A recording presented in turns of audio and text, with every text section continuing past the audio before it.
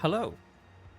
It's the last bit of Rise of the Golden Idol. I'm pretty sure. I was looking at what the achievements were, and there's a lot more achievements for me to get, but a lot of them are from the DLC. I think so. I think there's 6 achievements left, which I'm pretty sure means that there are 6 like scenarios left in the base game for me to figure out, and that seems like about as much as I've been doing in the previous streams. So this is, I think, going to be the last one. I may end up just getting the DLC / DLCs plural. I don't know how many there are, because I just really like this game. And the DLCs in the previous one, in the case of the Golden Idol, were really good. So I have to assume that the same holds true here. So there may yet be more Golden Idol in my future, but I'll have to. I'll see. I have been enjoying them, but I also know that I will eventually want something different. It's been so long since I've done a randomizer on stream, and so maybe it's time for me to go back to that. Also, I've got a bunch of games in my library that I never played. Some of which are really good games, like Dishonored 2. I bought ages ago and never played. I own Shadows of Doubt, which is another sort of mystery-solving detective game with really cool pixel graphics. Well, I guess so. They're kind of pixel. They're pixel 3D graphics. I'm not quite sure what maybe low poly graphics is the better way to describe it. But yeah, that's a really cool game that I've never played. So yeah, I don't know. I guess I'll see how I'm feeling. But for now, let's dive in. I have no idea what awaits us. We have the Pinnacle, apparently. Oh, this is the last chapter. Okay. In which terrible plans are set in motion. Okay, so maybe there's less to this than I thought. Maybe there's 6. There's 4. Okay, There were 6 achievements. All right. Well, maybe one of them is complete the game. I don't know. We'll see. Maybe this will end up being a shorter stream. Okay, beach trip. A seaside photo shoot goes horribly wrong.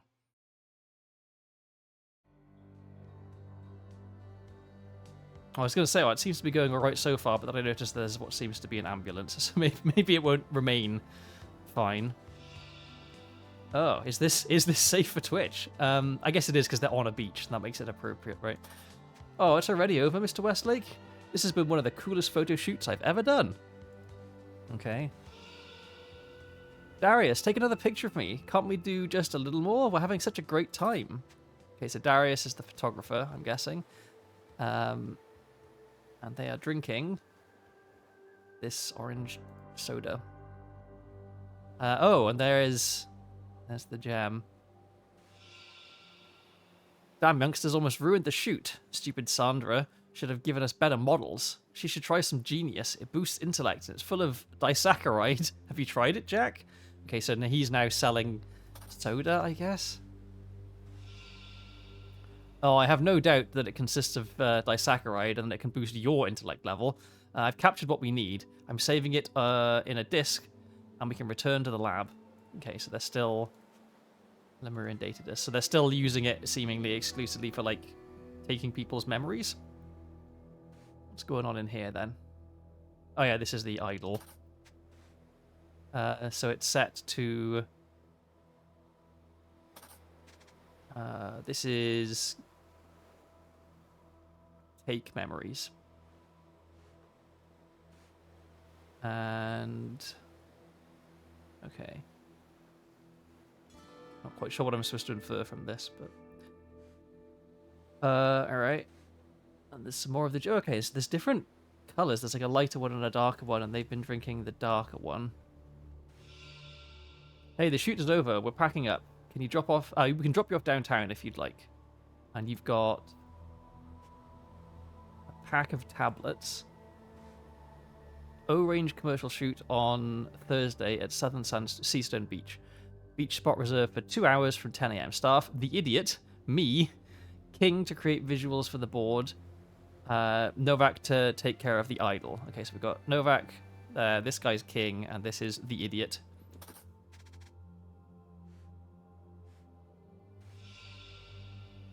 Mr. Marmot, do you want to review the photos? I've added 2 more. Interesting lipstick colors. Oh, and they seem to be doing fine, I guess, because they've forgotten that something terrible has happened to one of them. Because there's 3 here, but there's only 2 here, right?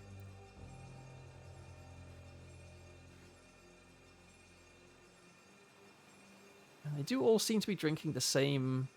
Like, none of them has the lighter coloured one. For Thursday suit, beach props, 2 orange 6-packs, a camera so we can recreate the scene later. Marie Westlake. Okay, what do we have here? Okay, just who's who, I guess. Well, this shouldn't be too difficult because we can see the colour of their nail varnish. And this one has short hair. So once we know who they are, we'll always do both. Okay. So, let me just fill in what we know already. So, Mary Westlake. I think you're Darius King. You're Jack Novak. You're Marmot. Okay. I'm going to leave this to last because I suspect there's going to be a lot of stuff in there. We've got bags. A colourful sheet with some pieces missing. I wonder what on earth that could be. And blue lipstick. Okay, so the blue lipstick one is on LSD. So, okay, this is who's who of the bags. This bag has red lipstick. Bag has green lipstick. 3 hot models wanted for soda commercial beach shoot. Must be fit and look good in a swimsuit. We shoot on Thursday at Southern Seastone Beach, 2 hours max. Pays 10 amounts of money each, plus potential future recommendations. Okay. Cigarettes. So whoever has the green bag and the green lipstick smokes. I know you're mad about me dating Adrian so soon after your breakup, but this is the opportunity of a lifetime. You know the casting agent, Miss Harper? She's looking for 3 models for a soda commercial. We need you. This could be our big break. Imagine, no more waiting tables. Please, let bygones be bygones and call me, girl. Adrian. And we have a blue bag with a pack of Sweet Pine cigarettes, some chocolate, a bar of something. Red lipstick. So this might also be drugs. Pam Campbell, smoker, 5'8". Jennifer Gibson, smoker, 5'10". Kelly Green, non-smoker. Okay, so we've got a lot of names here, and I'm guessing we're gonna... Some of these are these people. The heights are interesting. Now, this one is noticeably taller. So maybe she's... Oh my god. So maybe she's... one of them. Oh, okay, and we have some profile shots. So we can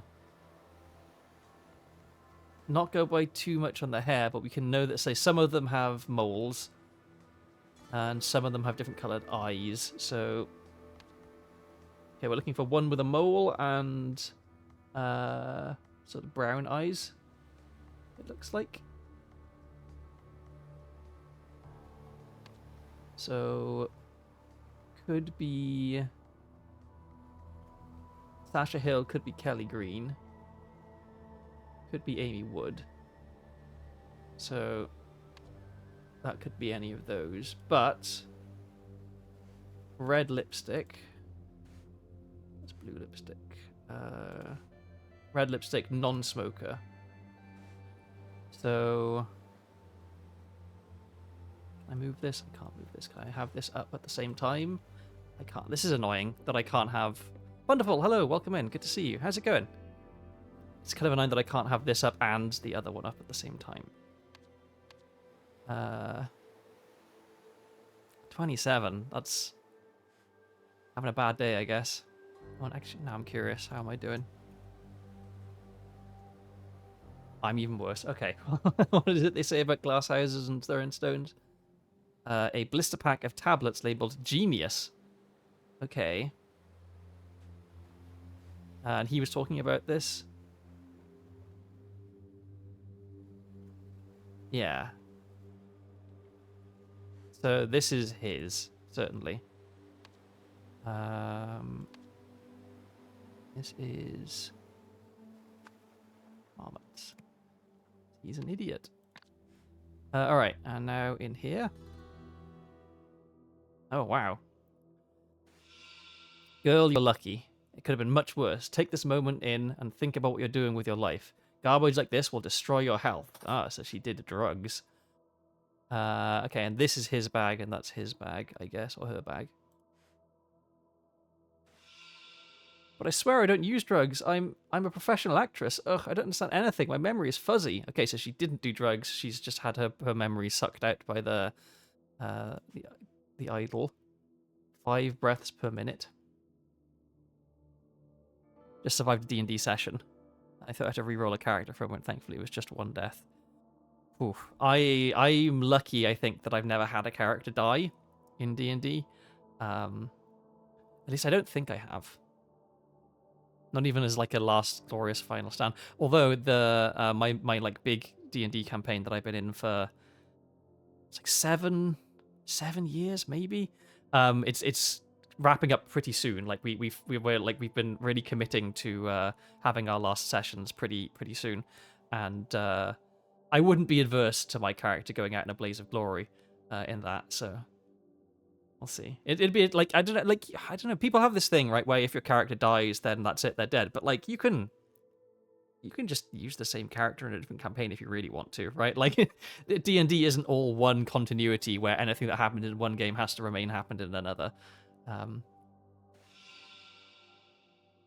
It happens, Miss Harper. The things they ingest in sea stone clubs, you cannot imagine. So you're Susan Harper, I think. Thank you for your help and for being so understanding. These young models could be so irresponsible. I'm furious, but I'm glad she'll be okay. Oh, what an expression.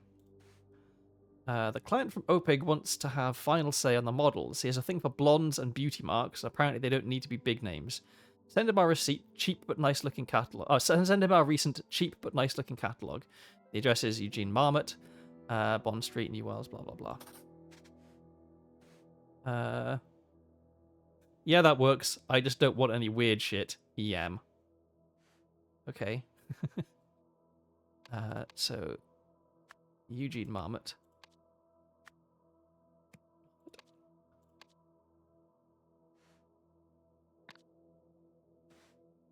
Ambulance duty list. Medic, Riley Cano, Ridley Cano, sorry, and paramedic Ellis Simpson. I can't fucking read.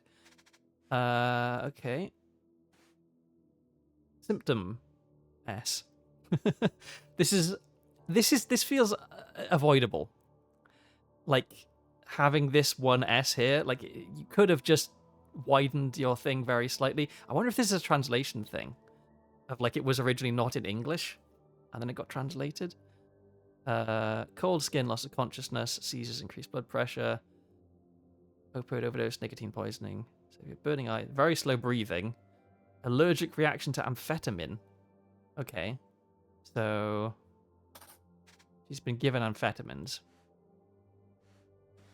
Here we have 2L, my biggest fan, Magus, he's a pale player. The candy destroying our youth.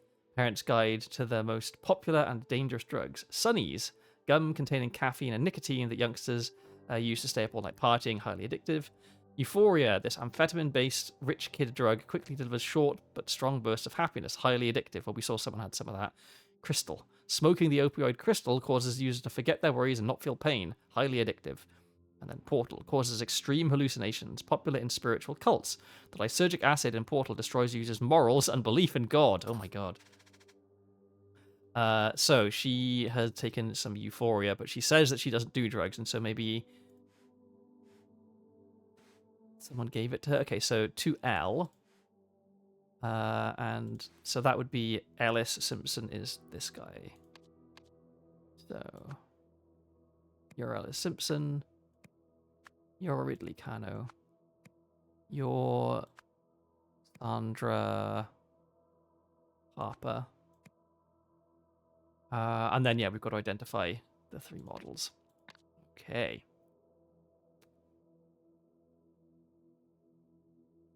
There we go. So whose bag had... The blue bag is the one with the amphetamine stuff in it. Okay.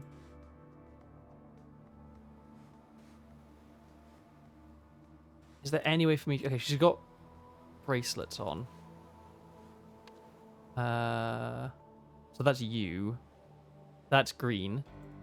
This is... Can I see anything about her other than... Oh, earrings. So that's you. So the short-haired one is the one who... Yeah, you, red, are the one who's in the ambulance. And you don't smoke and you don't do drugs, so... Okay. So we've got... Okay, what have we... Let me try and pin some of these down. So, non-smoker, brown eyes, mole.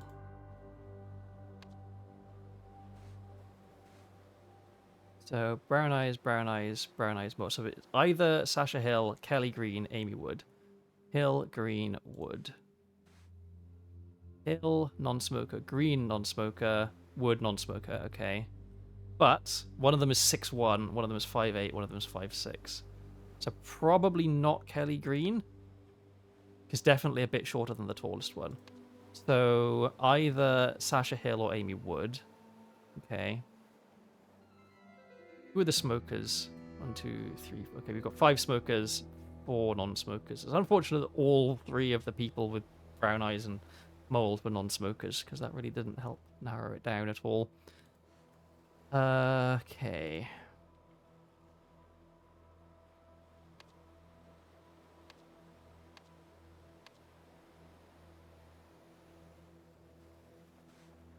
So... Let's see, we've got blue eyes, no mole. Can we do anything with that? Okay, 1, 2... Okay, we've only got 2 blue eyes, no mole. We've got Marshall and Gibson.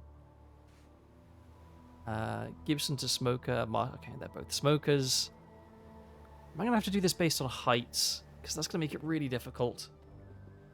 Especially since I can't have this up and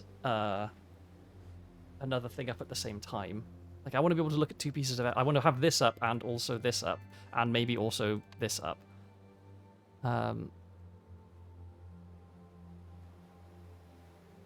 Okay, so you're the shorter of the 3. You've got brown eyes, no mole, smoker. So...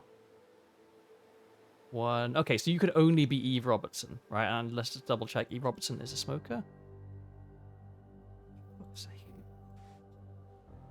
Brown eyes. No mole, right? Scholar Games, hello, welcome in. How are you doing?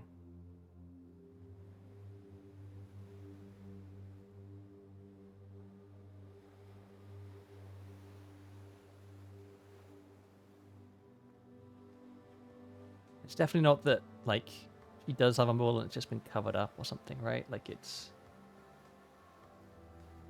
Yeah, Eve Robertson is... You're about to lie down and decide to check Twitch and lo and behold. Well, I hope that I can be a soothing influence and maybe be relaxing for you.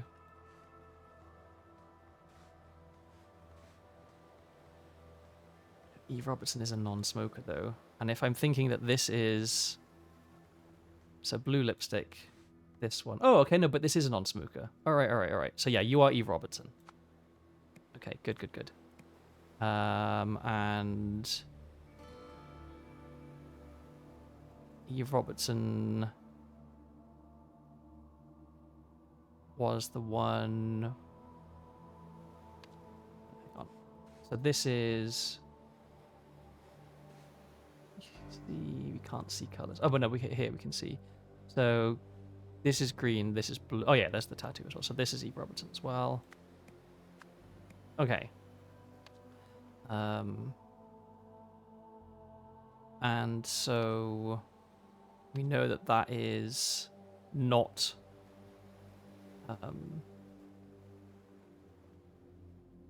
Bangles person, and Bangles person is this one. So it's you with the blue hat is Eve Robertson. Okay. This puzzle has too much toggling and untoggling. Players won't focus on this for too long. Ah, but what if the NPCs wore bikinis? Yeah. I feel like that's, if anything, just slightly more distracting. Okay, so we've got one of our people sorted.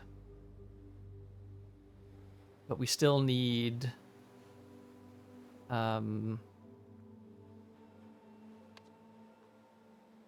Blue Eyes No Mole, which there are two, Gibson and Marshall, both of whom are smokers.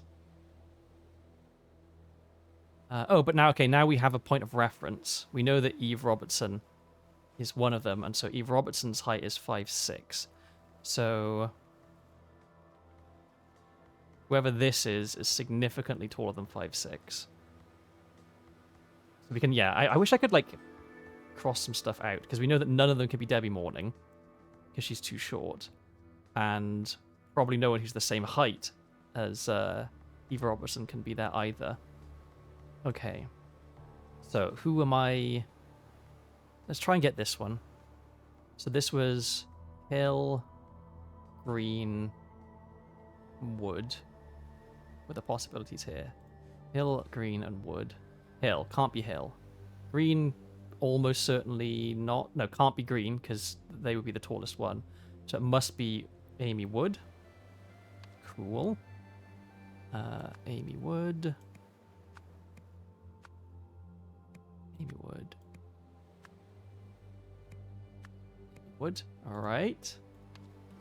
And then finally, we have our tallest one, and she is Blue Eyes, No Mole. So either Marshall or Gibson. Can't be Marshall, gotta be Gibson.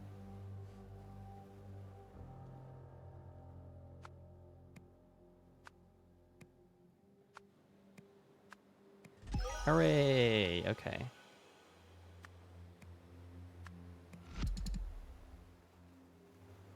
Ah. Okay, what do I have wrong here then? Because these are all right. So we know that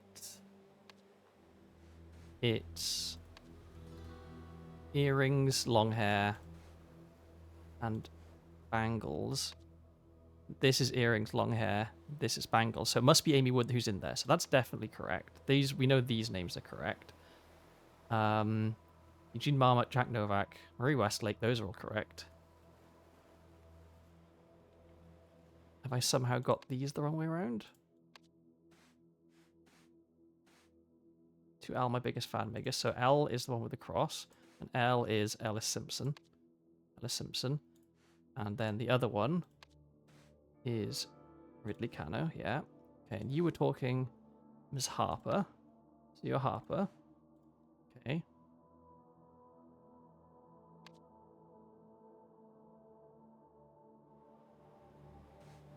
Darius, take another picture of me. So Darius is the photographer, so you're Darius or something.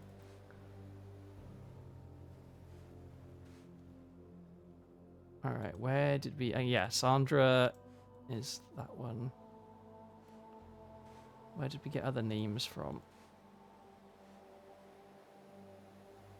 Where did we get his surname from? Where did we get King from? Westlake, that's Darius. Nothing there. Sandra, Jack. Nothing there. There.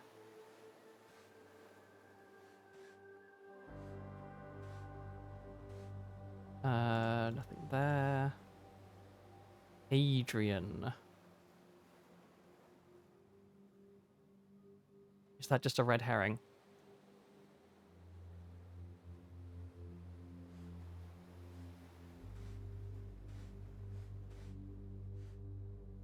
None of these are king, right? No. So where did king come from?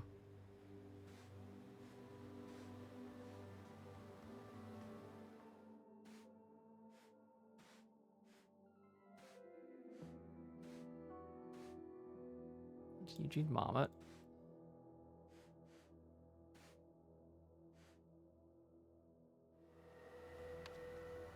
Seriously, where did I get king from? None of these, right? No. I'm so confused. How have I managed to just conjure up a name for this guy out of nowhere? I wish there was a way for me to have it tell me where something came from. None of those. None of those. Not that. Just gonna look at everything.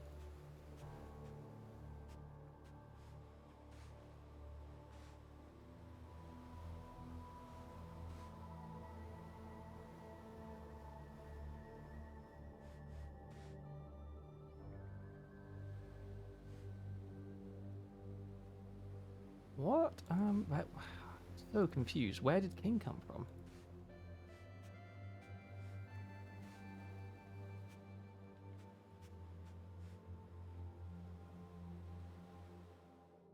It wasn't.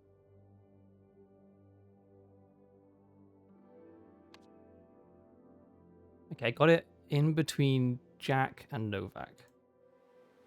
So Jack was here. And then that was Marmot. Here. Okay. Yeah,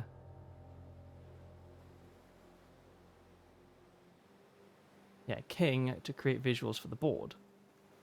So king would be the photographer, right? Novak is taking care of the idol. That's her. That's the idiot. So what do I have wrong?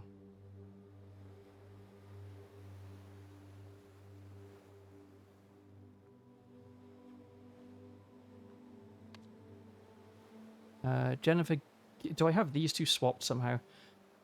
Is that just what it is?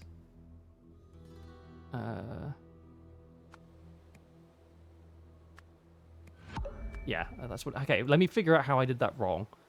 Earrings is Eve Robertson. Oh yeah, I just put them in backwards. Okay, very silly mistake. All right, bags. Okay, blue lipstick is Eve Robertson. Red lipstick is... This one is Amy Wood.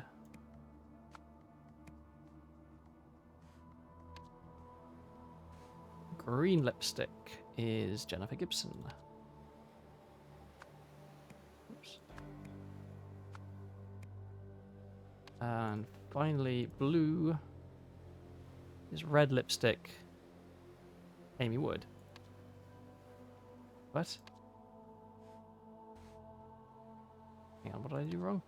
I have Amy Wood as this one. Okay. Blue bag, red lipstick. This is yours. Okay. So this bag is Sandra Harper. There we go. Okay. So, where's all our words? Someone hired someone to provide something for an something something. Before the shoot, someone secretly something something to the something to make the something something. This worked, so someone aimed the something at the something to something there, something something. But someone's something created an emergency, so the organizers had to call for something. Okay. So... Amy... to go back over here for this. Amy Woods... overdose? Unless this isn't saying that she is the one who overdosed, but it's like, maybe it was like Sandra Harper's Euphoria. Is Euphoria the name of the drug? I think it is. Wait, was it this one? Yeah. So maybe it's that, actually. So Sandra Harper's Euphoria created emergency, maybe. Okay, aimed at the idol, definitely. To take their trippy memories. And this would be at the models. And who aimed the idol? Jack Novak aimed the idol.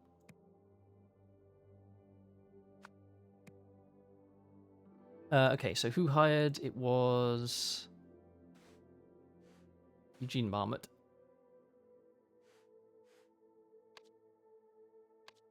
So Eugene Marmot hired Sandra Harper to provide models. Oh, medics. Models for an Orange commercial. Before the shoot, someone secretly provided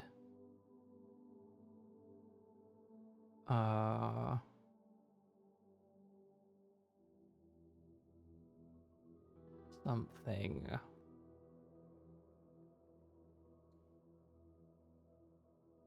to the models to make the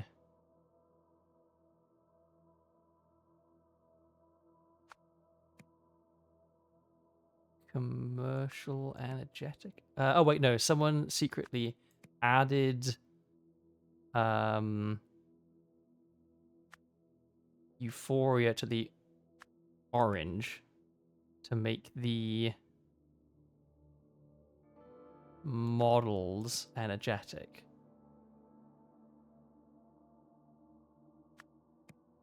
To take their happy memories, right? Because it was. So we know that there is some Euphoria here. We know that there's Portal here. Because yeah, they don't appear to be having extreme hallucinations. They seem to be, yeah, short but strong bursts of happiness. Is what's going on. Okay.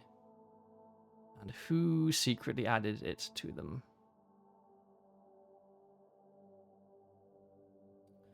Was it Eugene? I mean, I'm guessing it was Eugene Marmot because he's a shit. No.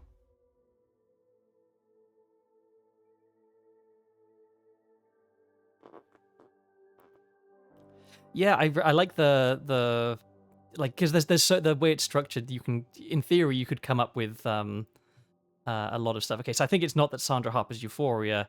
It's that it's actually Amy Wood's overdose is the problem.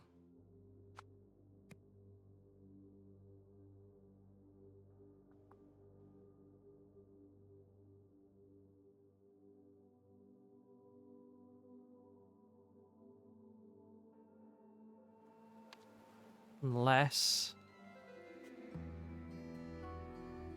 So she has a pack of tablets. Those look like Sunnies. What do Sunnies do? Caffeine and nicotine the youngsters used to stay up all night partying. I think maybe those are like for her, maybe? What are they saying? Having such a great time. Yeah, they're happy. So I think it is this that they've been taking. Ah.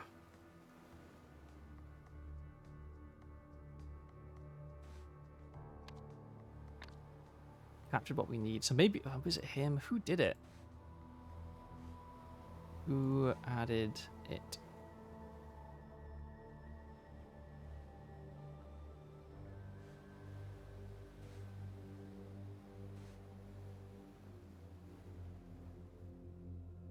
The camera so we can recreate the scene later? What does that mean?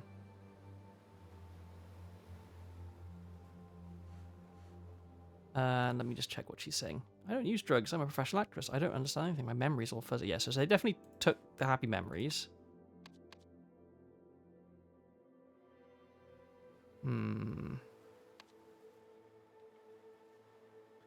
Maybe it's to make them happy rather than energetic.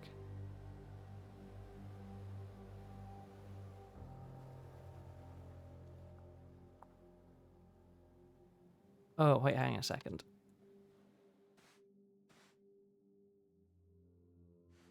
I want to look at this, right? Yeah, allergic reaction to amphetamine. That's what happened. Very slow breathing. So yeah, it wasn't her overdose, it was her allergy. Okay, and now we just have a name wrong, I think. So was it not Eugene Marmot? Was it Jack Novak? It was not Jack Novak.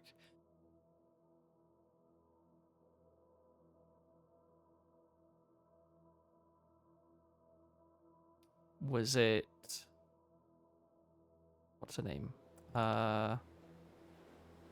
Marie Westlake?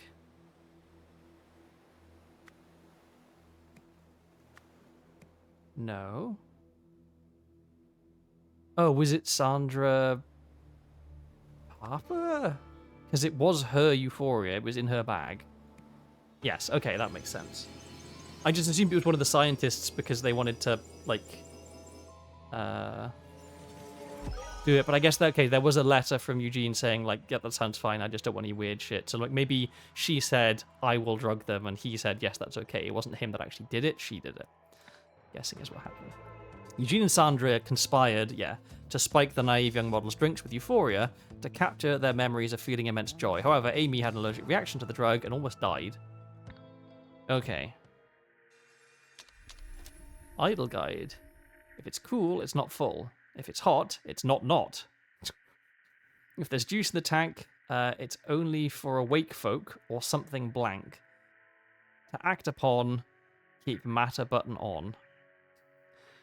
Hey Jane, please don't design that poster Eugene sent you notes for yet. He just showed me what he gave you guys in the art department, and while all the information is correct, he's worded like a complete buffoon. I've got to get back at the helm and right this ship. I know I said this was a short straw project, but it's actually got interesting now. And that moron's way out of his depth. Gotta love nepotism, eh? Anyway, rant over. TBC over drinks? We can trade corporate war stories and try to remember why we joined this dump in the first place, Marie. Okay. And then this is the previous scene to this one. I've got to remember that this happens in an order. Boardroom brawl. A fight breaks out at Opaque HQ. Oh, someone's throwing water? At least I hope it's water. Okay, well, let's start with you. Wow! Whore! It's a strong opening. And your response is, frigid bitch! Wow. Okay. Got a matchbook from a sexy love hotel. Ladies, please, consider the bigger picture here. Don't you see what this means? We'll reach every home in Hesperia. Deduced. Okay. You're saying, oh my, should I be writing all this down too, sir? So you're taking notes with a ballpoint pen. Okay, board members present. Nathan Hoyle, Jasmine Patel, Annette Spender. Others present, Jeremy Drake, secretary. Proceedings. Meeting called to order at 11 a.m. Video link established. Outbound phone link established. Inbound phone link faulty. Idle demonstration started. Okay, so they can talk to them, but the people on the other end can't talk to them because they only have one way. All right, let's fill in some names. So Nathan Hoyle, you're Jeremy Drake.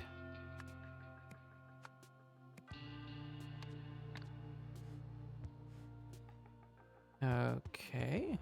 Oh, and there is another place to go to. A mounted television speaker.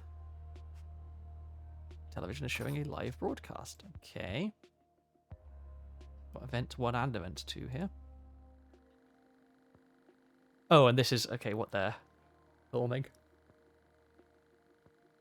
Oh, and there's even more, maybe. Unless this just goes back to where I was. Yeah, no, okay. Alright. The idle take from give 2. Oh, and then this is the duration. That's right. Oh! Elephants never forget. You dirty dog, Tim. Now, how can I use this to my advantage? Okay. Well, we know that you're Eugene Marmot. I'll put that in a second, I guess.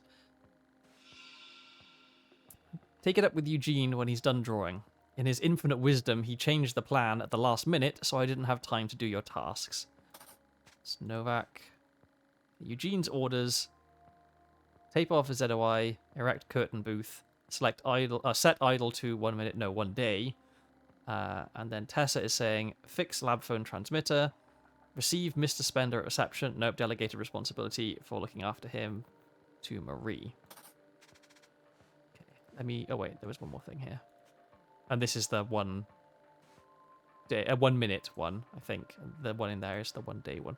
Okay, let me fill in some names. We've got... Eugene Marmot. Novak. Oh, Marie, we haven't found yet. She's right there. This is Tessa. She's had a haircut or changed her hair, maybe. I thought I told you to fix the phone, Jack. How are we supposed to answer the board's questions? Tessa Navari. Jack Novak.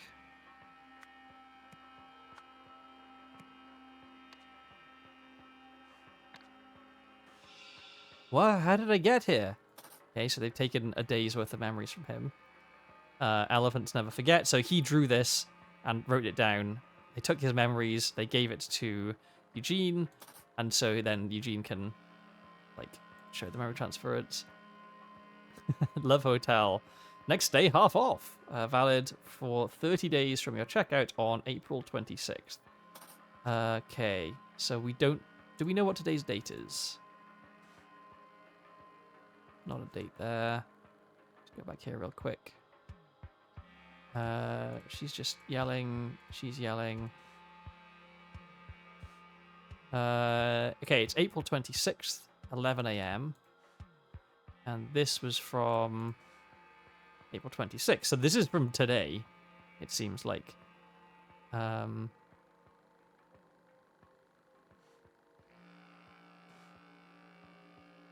Okay, April 25. Board meeting. Set off. Bay Haven to New Wells 3 hours. Motel check-in. And then idle demonstration at New Wells Lab. Back to HQ. Dinner with Annette and the kids. Okay, so... so you were Annette.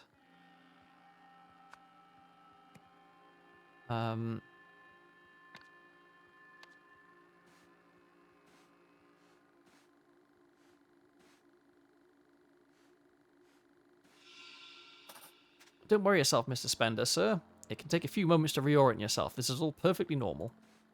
Non-disclosure agreement. I, Tristan Dreyfus, hereby agree not to disclose any information obtained through my internship with Olympus Pinnacle International Group, OPIG. I understand that to do so could result in a substantial lawsuit. Signed to Tristan Dreyfus. Okay. So this, I'm guessing, is Tristan Dreyfus. So you are Marie Westlake. You are... Spender, and that means that you are also Spender.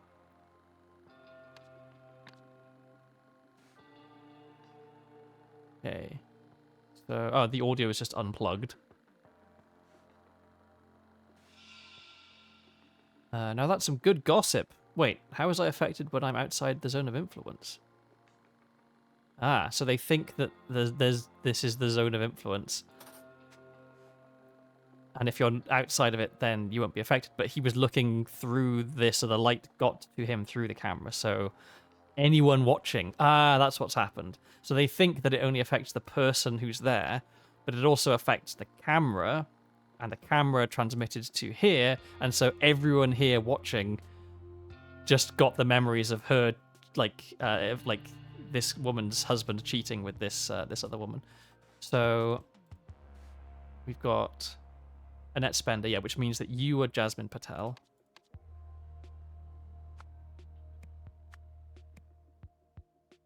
You're Tim Spender, and you're Tristan Dreyfus. Yay.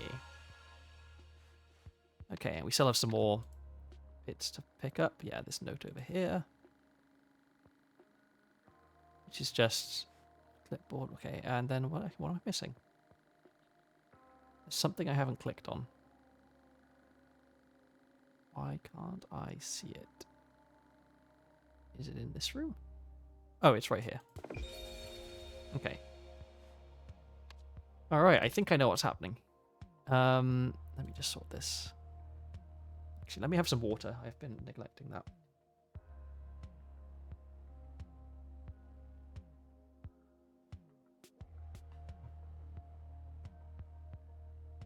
Also, just as an aside, whoops. And I think this, I have to recognize that I am not normal in this respect, I think. But, because I don't apparently experience jealousy in relationships. She getting really, really angry with this woman, obviously, this woman knew that she was doing something wrong because she knew that the guy she was sleeping with was married, but, be angry at your husband, right? He is the one who has betrayed you. I never really understood that thing of, I caught some guy with my woman and so I beat him up. And it's like, well, did the guy even know that your girlfriend was in a relationship? They might have been completely ignorant of this. They might be completely blameless. Yeah. Okay, at Opig's laboratory in... the New Wells lab. New Wells. A team held a demonstration to show the idol could take and give memories. The idol was used to take 1 day's worth of memory from Tim Spender and then give it to Eugene Marmot. I think it's a somewhat denial thing. Initial shock, the betrayal realization sinks in later. That's how I make sense. That's true, yeah. Also, I've never been in that situation, so I can't really know how I would react. But I guess I don't. Yeah, I've had first-hand experience of my partner being with someone else, and I was like, yep, that's fine because we'd agreed on it beforehand, and it was an understood thing. So it's different, I guess. First, a rush of emotions. There's a chance that some might give their spouse the benefit of the doubt with, oh, but they were seduced. It was the seducer's fault. The spouse would probably get their come up and say that. That's true. I guess I'm also I'm not a very emotionally reactive person. I think I tend to be pretty muted in my response to stuff. I'm not one to fly off the handle. This included a memory of Tim Spender and Annette Drake, right? No, not Annette Drake. Annette, Jasmine Patel, right? Or something. Yeah, Jasmine Patel at the Love Motel. The company's headquarters in somewhere. I've forgotten where we were.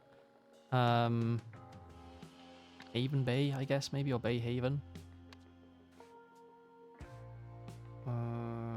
Oh, wait, no, hang on. We need to go back. Because it was where he started, right? Bay Haven, yeah.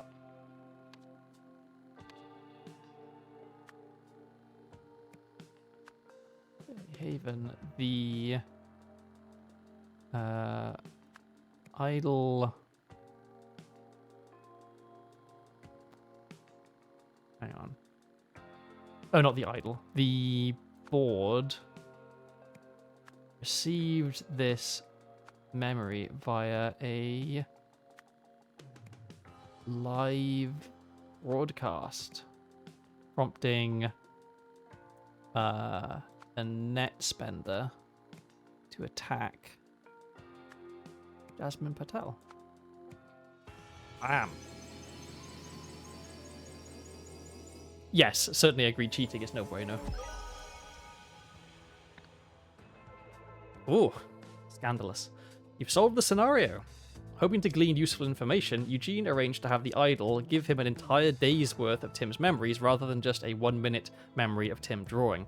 Unexpectedly, the idol transmitted these memories not only to Eugene, but also through the camera behind him and into the minds of the other board members who'd been watching a live video broadcast. Oh, and we have a really weird sort of helicopter truck thing. Memo to the team. By now, you should all have been informed of what happened here at HQ during yesterday's demonstration. Clearly, we need to capitalize on this unexpected functionality. Each of you is to submit an idea for how we do this. Have your submissions on my desk by tomorrow, N. Hoyle. You know how some might say they married up? From that picture, she cheated down. Maybe he's an extremely charming fellow, and he's got a wonderful personality. You never know. Okay, this one's been rejected. Empathy for all. For 1 minute, I meditate on the feeling of pure empathy, and we capture my memory of this. We contact the international media and have them transmit this memory live on the evening news. Benefits: if everybody knew this feeling and could record it at will, Earth would be a paradise. And they're like, nope, we're not doing that. Max employee loyalty. HR spends 1 month increasing an OPIG employee's obedience and skill levels. In a live training broadcast, we then transfer those memories to every OPIG employee in every office. Benefits: we optimize our workforce at minimal cost. Rejected. The greatest generation. We pay a top teacher to spend a month intensively teaching a gifted child literacy and numeracy skills. Then we team up with a children's television program for a live episode in which these memories are transferred to all viewers. Benefits: intelligent children will no longer fall through the cracks of the education system. This is Jack. I think possibly this is Jack with a chip on his shoulder. Imagine how many more will grow up to achieve great things for humanity. We could solve the world's problems in a generation. This is maybe Tim Spender, maybe. Okay. Ancient artifacts. A violent display at the Museum of Lemurian History. Okay, someone's been stabbed. I recognize you, I think. Yeah, well, no. Actually, I don't.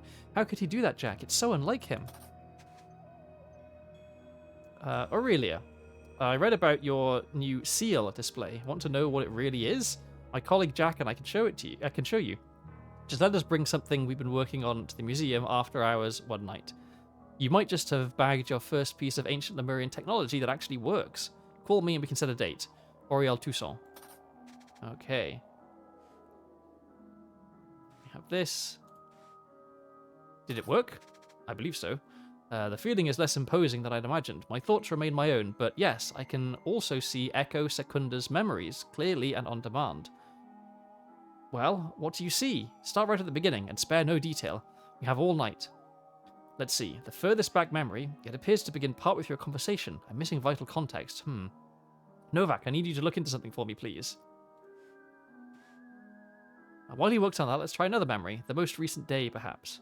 Okay, let's see. I appear to be some sort of sentinel. I mean, Echo Secunda is. My task is to protect Lemuria from itself. Fascinating.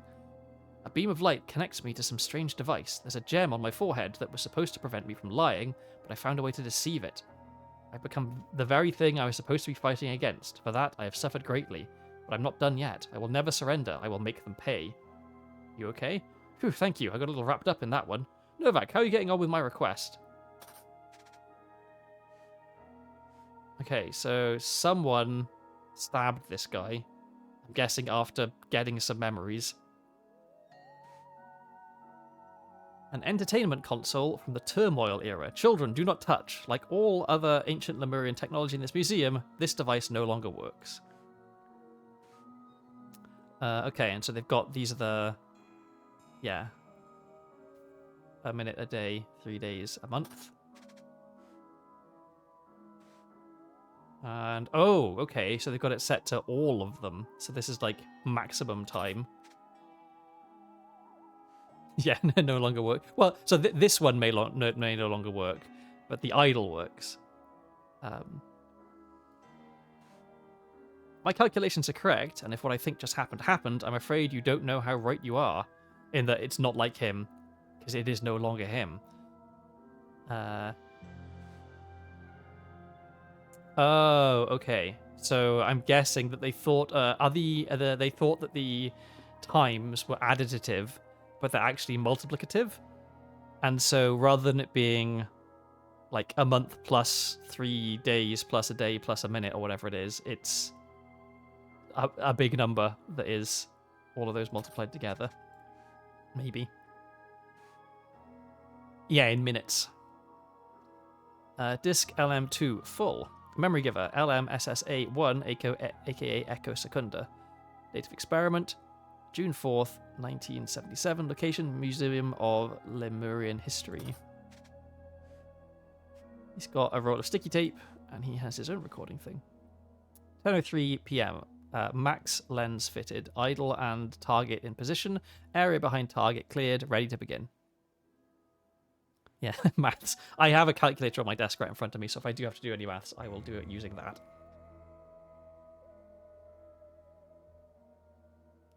Here we go. Extracting memories in 3, 2, 1. Completed inspections. No issues found. Safe to continue. Idle reoriented. Recipient seated and signaling to proceed. Transferring memories in 3, 2, 1.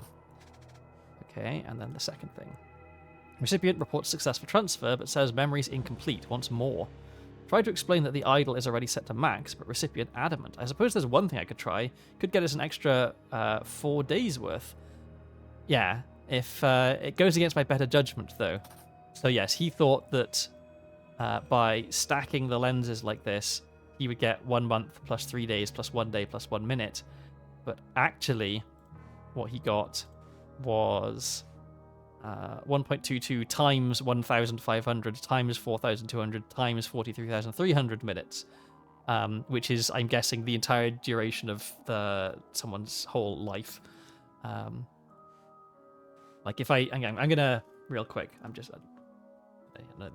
gonna convert this large number from minutes into years and see what it comes out to, because I'm guessing it's quite a lot. 6807. Okay, so that's minutes. So we divide that by 360 to be... No, wait. Divide it by 60 to be... I fucked up. Let me put that in again. 341 461 986 807. Okay, that's minutes. So this is hours. So this is days. Okay, yeah, this is 649,000 years. So I think they've just completely overwritten all of this guy's memories. Alright, who are you? Arg! Rowan Doyle. You've got a taser. A spear has pierced the man's shoulder. Museum opens old wounds. A Hesperian museum has announced plans to unveil an ancient Lemurian seal next week, sparking fury within the eastern continent. The Museum of Lemurian History will showcase the seal, which dates back to around 800 BC, from Monday, having bought it at an auction nearly 3 years ago, and I think I remember that auction, right? But Lemurian leaders have demanded all such seals be returned to their countries of origin.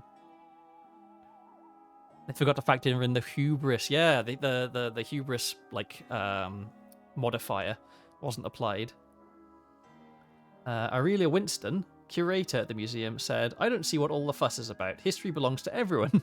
Hesperians deserve to admire these decorative ornaments too." Yes, well, that is what you would say if you were an imperialist dog. Oh, okay, so we don't have a people thing, I guess. We don't get to say who's whom. Okay, so this is full, it looks like. What do we have here? You need to make a build for a boisterous barbarian named Hubris. That's a good one. Oh, this looks like a gun? Maybe?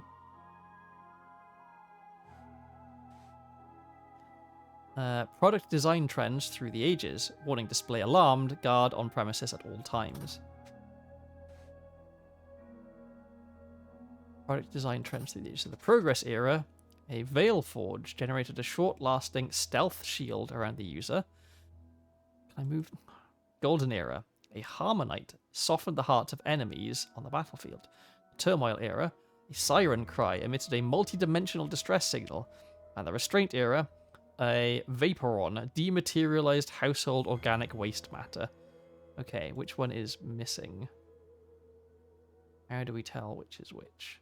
Okay, so this style is the same as this one, and this one is from the Turmoil era.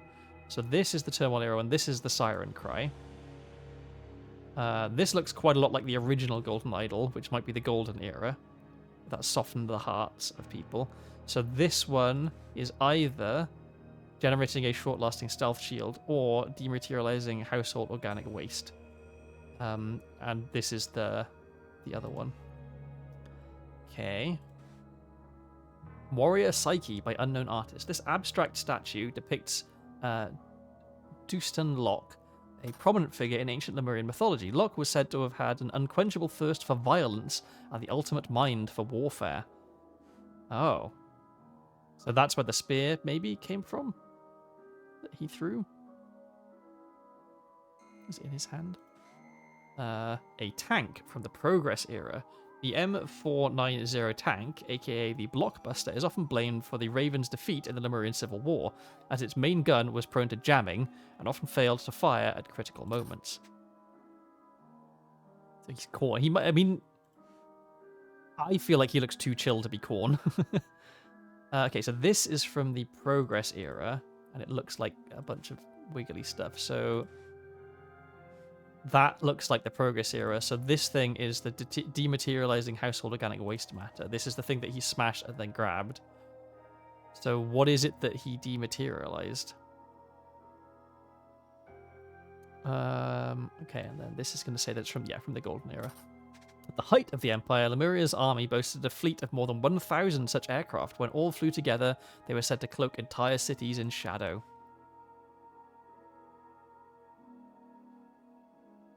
Oh yeah, and that's Khorne without an H would be the band. Okay, and this this is going to tell us that it's from the Restraint area. A law enforcement automaton commissioned by the Ministry of Order circa 800 BC. I wonder what BC stands for here. An ancient Lemurian proverb is inscribed on the figure's lips. Loosely translated, it reads, "Discipline heals societal wounds." Okay. Ooh. A projection crystal. In ancient Lemuria, naturally glowing crystals, such as this one, were used to project public service announcements. This particular narrative features the fictional sinner Ok, who is used to warn against only the gravest of crimes. The precise nature of the crime depicted here, however, has yet to be deciphered. So, there's a person. You take their memories. The memories are in this thing. You put the memories in the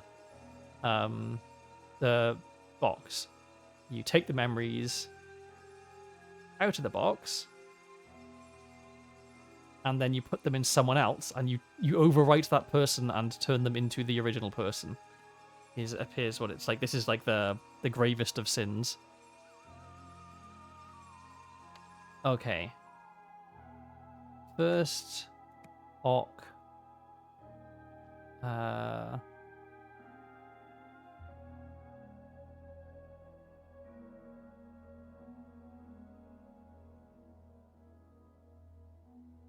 feel like, is it take or took? Takes. I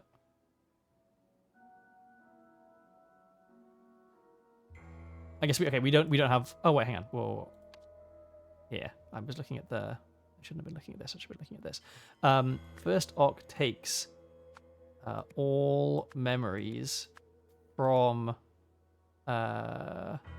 deer and it gives them to a disc. Next, Ock takes all memories from the disc and gives them to Crow. As a result, Crow becomes deer. Terrible sin. Okay. Oh, okay, no, I do have all the bits. Alright. At the museum, someone first used the idol to take... Okay, hang on. Let's work out the timeline.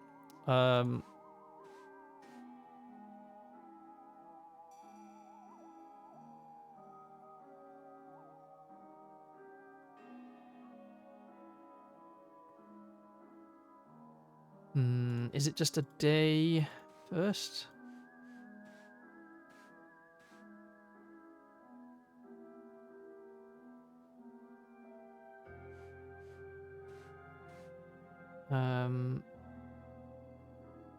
Okay, then try to explain it's already set to max.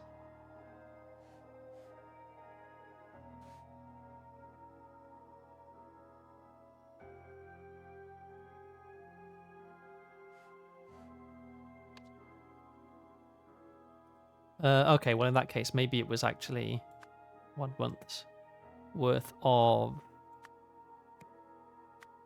Echo, and this would be Jack Novak. His memories. From the disc and give them to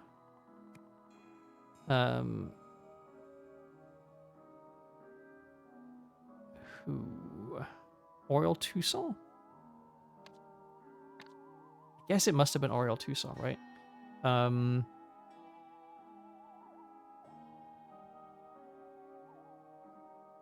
Yeah, because he's no longer here.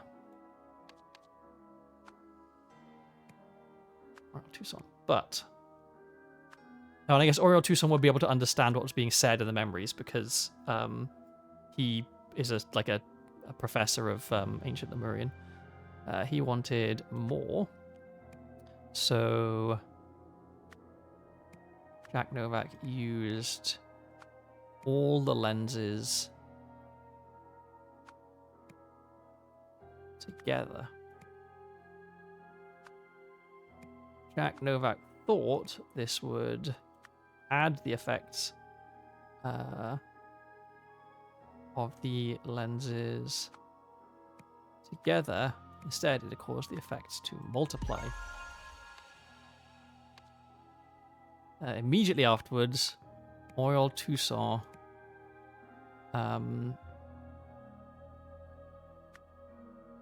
grabbed a spear, which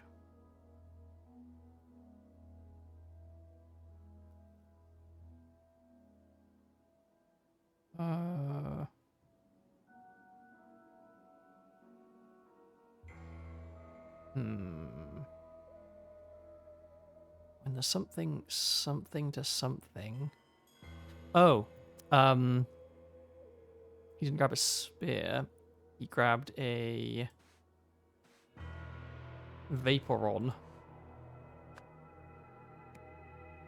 which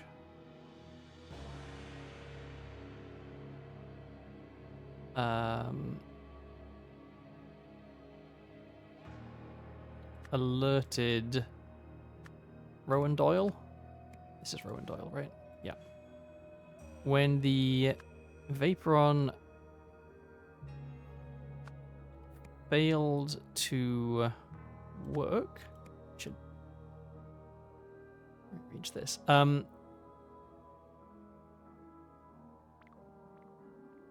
Oriel Toussaint threw a spear at Rowan Doyle, And then...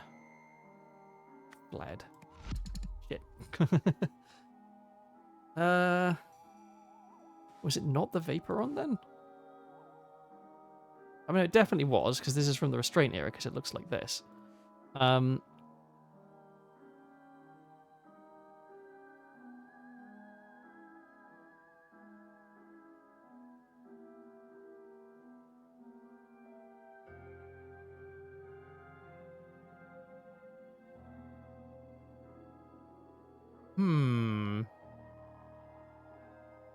What am I... Like, because there's more than two things wrong here. Oh, is it... Yeah, because it is no longer Oriole Tucson. It is actually Echo Secunda. Because they've been completely overwritten. Cool. So now the interesting question is, if they'd been pointing that at a camera and a bunch of people had watched it, would everyone have turned into a clone of that person? The disc contains Echo Secunda's entire lifetime's worth of memories. Because the lens's effect multiplied, the idol took all of these memories and gave them to Oriole Tucson. This had the effect of transferring Echo Secunda's mind and personhood into Oriole's body. Suddenly finding himself in unfamiliar territory, Echo Secunda sought to defend himself and escaped. Alright.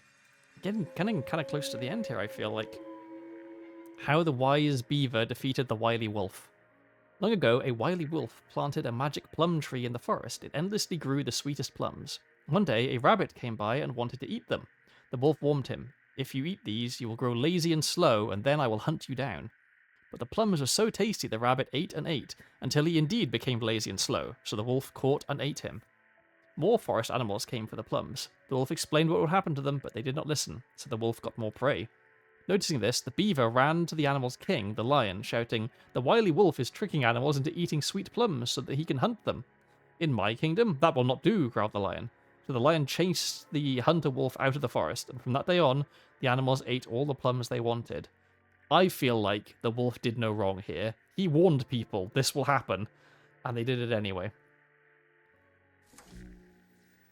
I'm wondering what this is a metaphor for.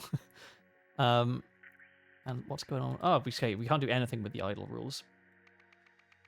Alright, Steelside Warehouse. Dark experiments at the docks.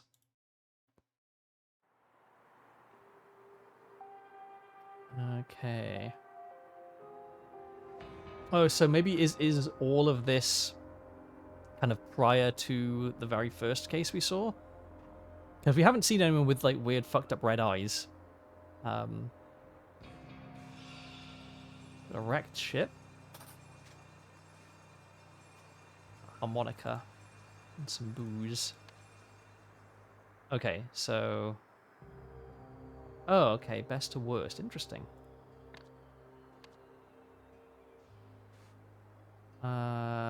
Red container. March. Move to the docks. Harry's very experienced, William's suspicious, Luke's quiet and disciplined. June. The bandit appeared and wants us to work for him. He hurt old Luke's leg real bad when he fought back. July. Something unbelievable happened. It feels too good to be true. But Hunter Wolf has saved us. Oh yeah, Hunter Wolf. I remember that. William's suspicious, but the bandit is truly gone. New Luke seems to be in good shape. He moved to the warehouse, so I got to move one living space up. The container is much better. A new arrival appeared, Phil. He seems fine. Hunter has come to us with a new proposal. Okay, so... the container is better than something. I guess that's all we really got from that.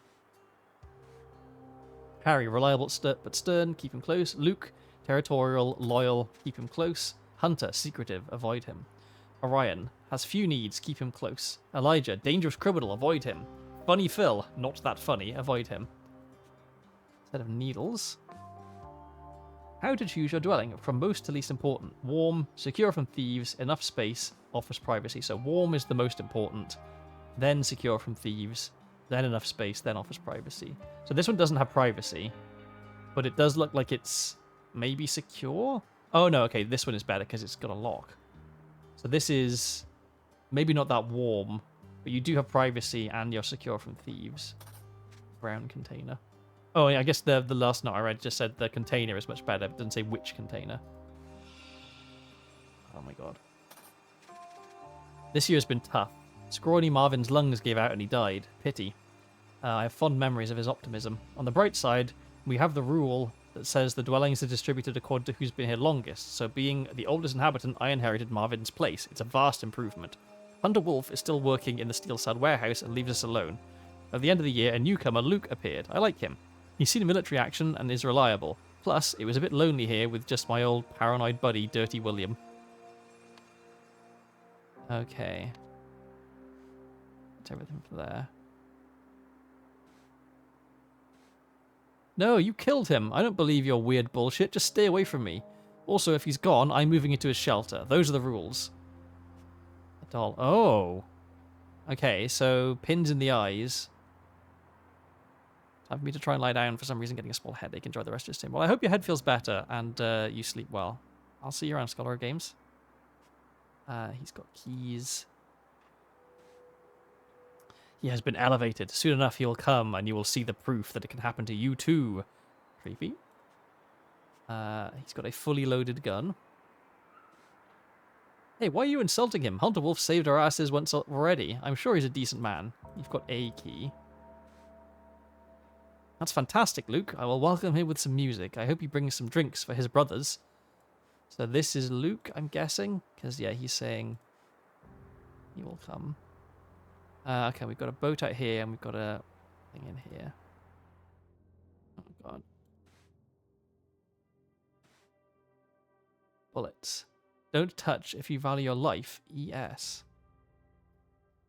Books. March. 50 grams Euphoria, 6th and 29th. 200 grams Mixed Euphoria, Canal Square. 2 kilograms Sunnies, University and Maple. Notes. Gang fell apart. Cutter got shot by the bastards from the 48th. Gotta lie low somewhere. Old docks and the Steelside warehouse looks promising. Locals are weak. Elijah Sinclair is not done yet. I will rebuild and take revenge. Okay, so you're Elijah Sinclair. I'm starting a new life. This despicable body, though addiction-riddled, is so much stronger. Wolf has earned my full loyalty. For now, I will work on bettering myself and ensuring the safety of the mission. Okay, so you took over someone's body, is what happened. And you are Elijah Sinclair.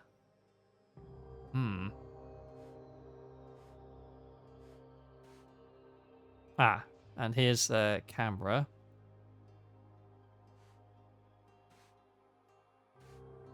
Oh my god.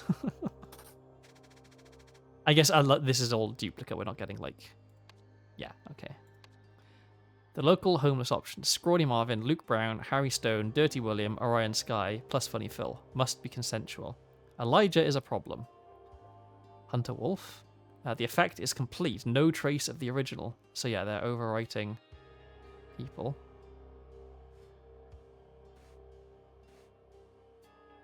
Idle range commands. Take local, yes. Remote, no. So you can't take memories from someone via the camera, but you can give them via the camera. Then the amount, sum, and all. Yeah. Harry is ready. Using the idol, I have prepared him well. Let's see if he is able to achieve the goal. I have high hopes. Failed. How? Was he not prepared enough? No, the others must have sabotaged him. I'm not giving up. My hypothesis is not wrong. Knowledge improves societal conditions. Thus, it has the highest utility. It just needs to be given to people who can influence the whole system. I now have the means to get better people into powerful positions. With my method, the rich scumbags are practically volunteering to be improved. This should work. Just look at Luke. He's become the best assistant I've had. What is going on here? Oh dear. Okay. So yeah, red eyes. Man is not breathing, but his body is still warm. I feel like this one is going to be hard.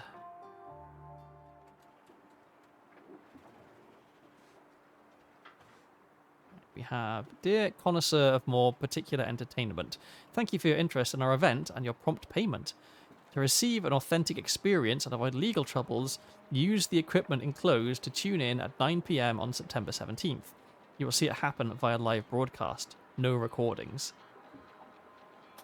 It's pretty suspicious. Sea breeze. Are we on fucking Epstein's boat? Table holding an assortment of drinks. Cordelia's name is in a hat. Oops.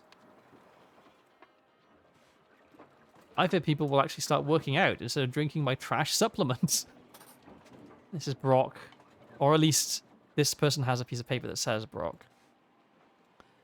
Cat's brother estates. Okay, so they're acting as if they are other people, I guess.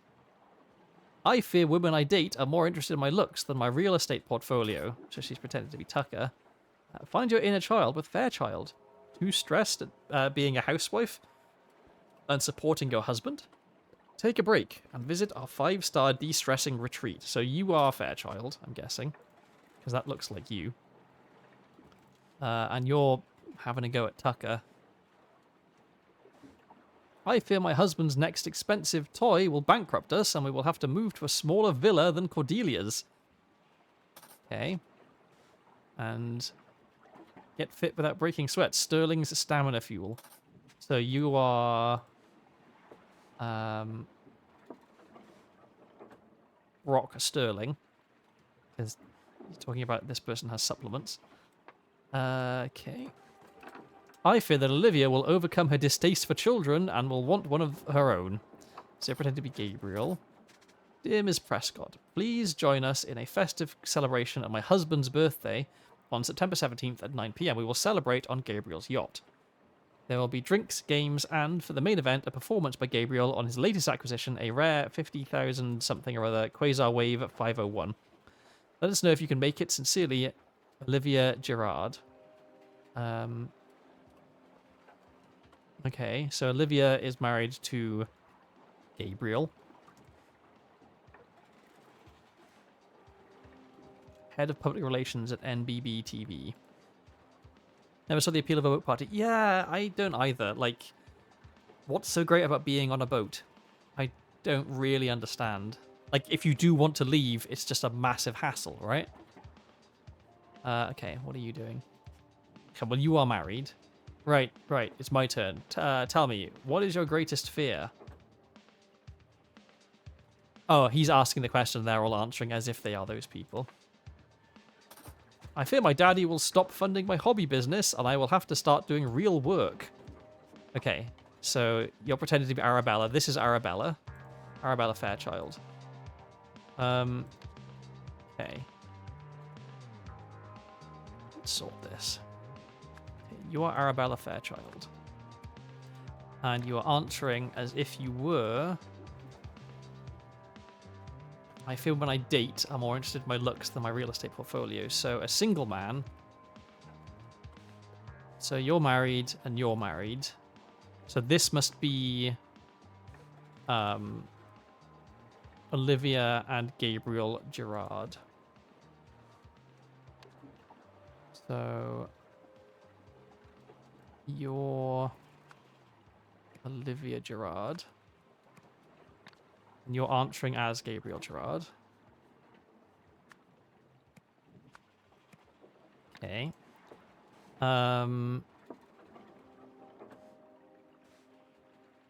You're answering as Brock.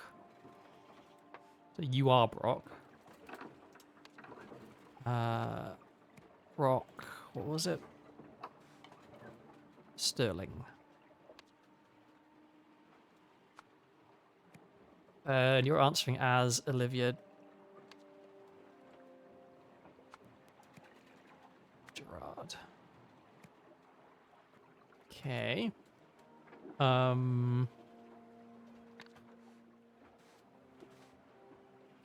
Ms. Prescott.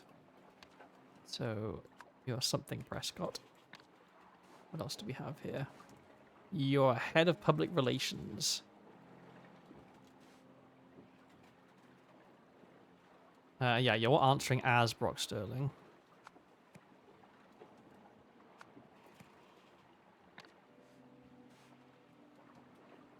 I feel when I date, I'm more interested in my looks than my real estate portfolio. Okay, were you the real estate person? Yes. Okay, so you're answering as him. He's Tucker Hats. Hats, sorry. Okay. So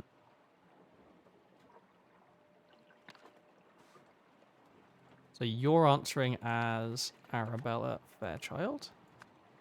And then we just need to figure out her name. I don't think anyone's answering as her, so she must be Cordelia. Yay. Cool. All right. We've identified a bunch of people. Oh. Someone's ruined the synthesizer.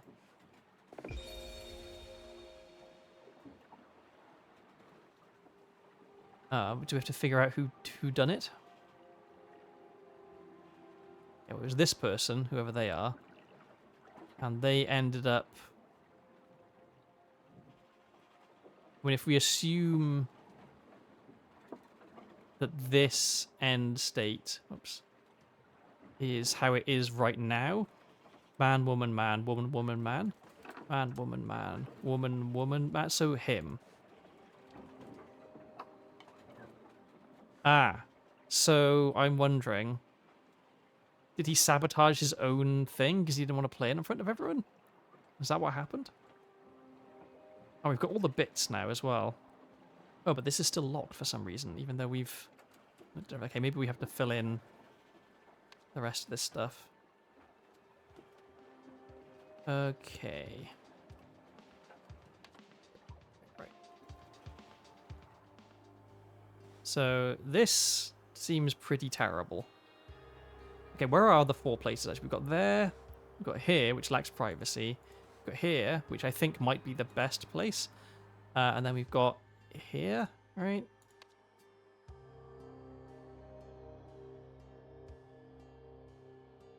Okay. And where were... Yeah. So warm, secure from thieves, enough space, offers privacy. So I think this is the worst. Then how do we tell the difference between this one and this one? I guess, oh, this one's cold and this one's warm. So this one is worse than this one, and this one is the best. Okay, and then we have to say who lives where. All right.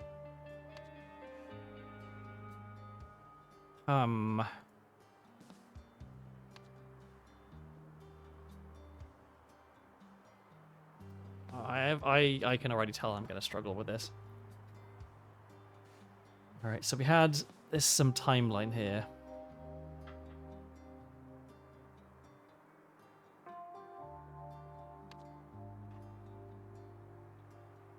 Currently or used to reside at the dock in order of their arrival. Okay, so Harry and William and Luke were already here when this person moved in.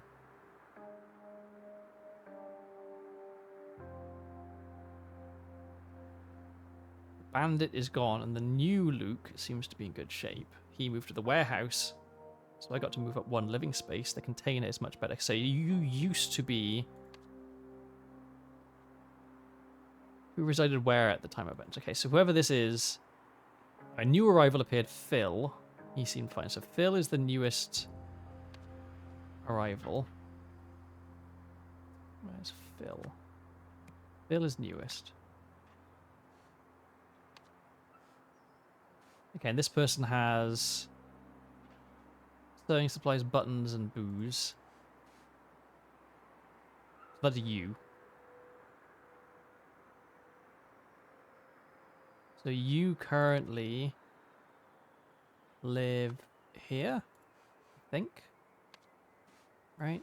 Yes. Okay. Pins. Pins is this guy, right? Yeah. So that's you. Phil is the new guy, right? And Phil must be here. Got 3 sets of keys and a gun. You've got no keys. You're talking to Luke, so this is Luke. Luke is in here, and you must be here. Oh, but we don't have the... Okay, we need the names as well. Shit. So does that make you Phil? I'll welcome him with music. I hope he brings drinks. Yes. Okay, so that's... You're definitely in the right place. I think that makes you Phil. So you're Phil. Pretty sure you're Luke. Right? Like if we look at the conversation. No, you killed him. I don't believe your weird bullshit. Just stay away from me. Also, if he's gone, I'm moving to a shelter. Those are the rules. He has been elevated. Soon enough he will come and you will see the proof that it can happen to you too. Then he says, that's fantastic, Luke. Hunter Wolf saved our asses once already. I'm sure he's a decent man.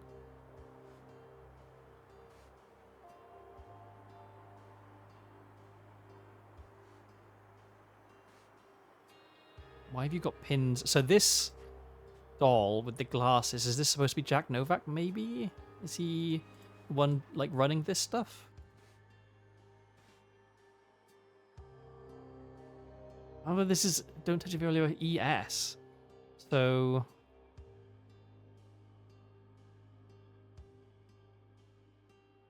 Elijah Sinclair. So this person was Luke, maybe? And now they've become Elijah Sinclair? Is that what it is?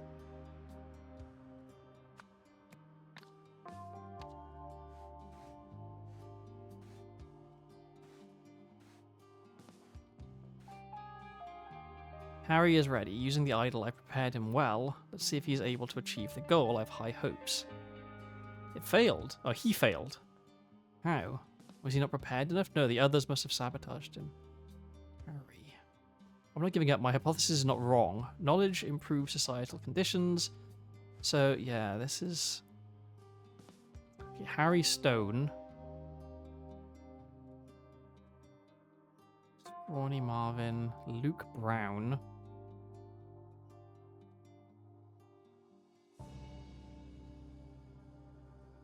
Dirty William.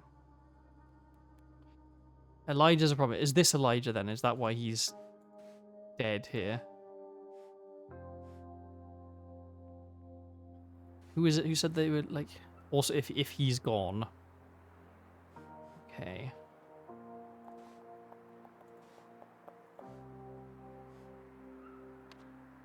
Oh, this is hard. I guess it makes it... This is like the final puzzle, I guess. Someone secretly something in the somewhere. In the Steelside warehouse. June, when someone appeared and something, someone used the idol on someone to... Something... To take all memories, and then on someone to give all memories. As a result, someone got a new personality? New body. And became... Okay. Become someone assistant.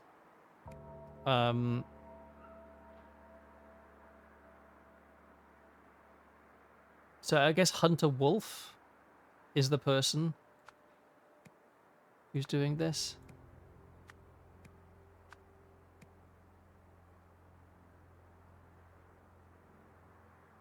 So Hunter Wolf used the idol on someone to take all memories, and then on someone else to give all memories. As a result, someone got a new body and became Hunter Wolf's assistant. So...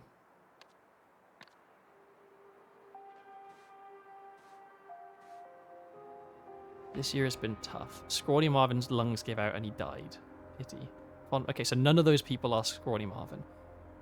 I have fond memories of his optimism. On the bright side, we have the rule that says the dwellings are distributed according to who's been here longest, so being the oldest inhabitant, I inherited Marvin's place. It's a vast improvement.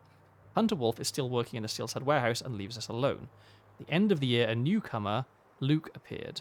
I like him. He's seen military action and is reliable. Plus, it was a bit lonely here with just my old paranoid buddy, Dirty William. This is the summer of 76. Okay. Who was I to say was living in here? This is... Oh, wait, hang on. No. Wrong. This guy is living in the warehouse.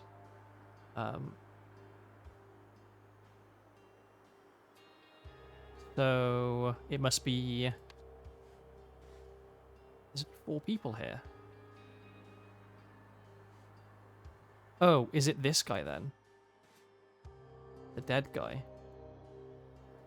Yeah, because he's saying if he's gone, I get to have his place.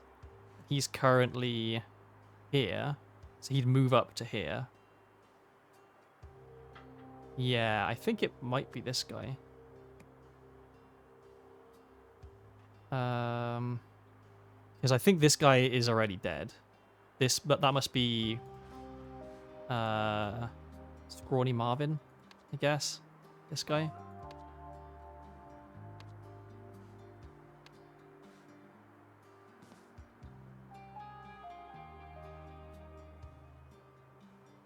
Okay, so Scrawny Marvin was the one who had been there the longest.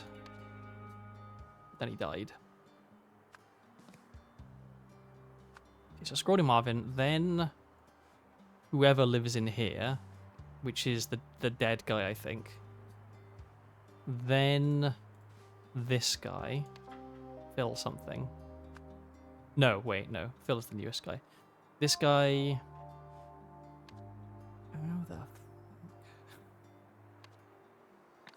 How am I supposed to figure this out? Very difficult.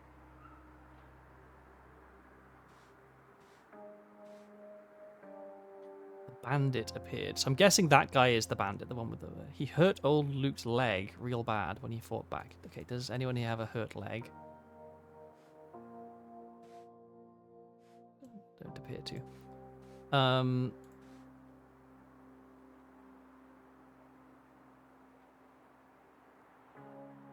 William's suspicious, but the bandit is truly gone, and the new Luke seems to be in good shape. Oh, so they took...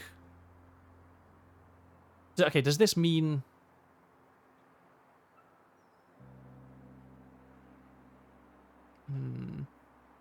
Okay, this person moved in, and this person is... Yeah, right. This is this guy. Hat button guy. So when he moved in, oops, when he moved in, Harry, William, and Luke were already here. So Harry, William, and Luke, and then this guy. So I don't know in which order, but I'll just put in Harry, William, and Luke, and then whoever this guy is, so we can know who this guy is. Because we know that it's not. So this must be Orion Sky. Because it's not William, it's not Harry, it's not Luke, and it's not Scrawny Marvin. So this must be Orion Sky. Orion Sky. And then we can also say you are Orion Sky. And it's Phil, Funny Phil. We have a funny... Yeah, Funny Phil. Okay.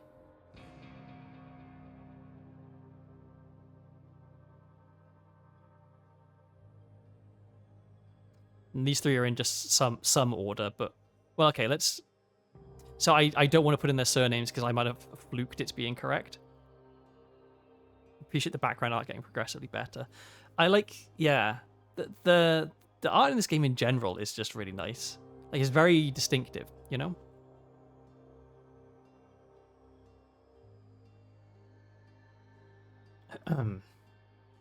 Okay. The effect has complete, no trace of the original. But who swapped with who?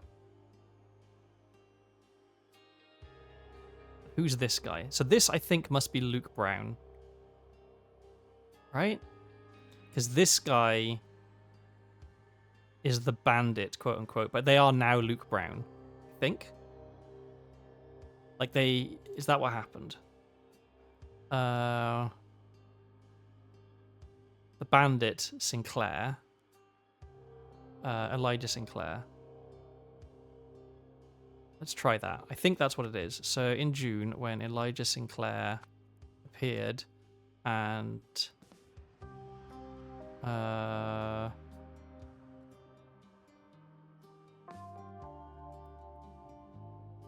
sabotaged something. Wait, hang on. Hang on.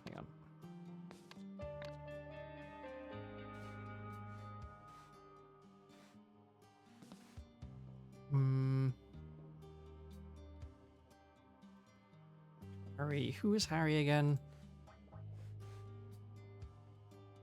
Harry Stone. Which one was Harry? Okay, we don't know who Harry Stone is. But it's...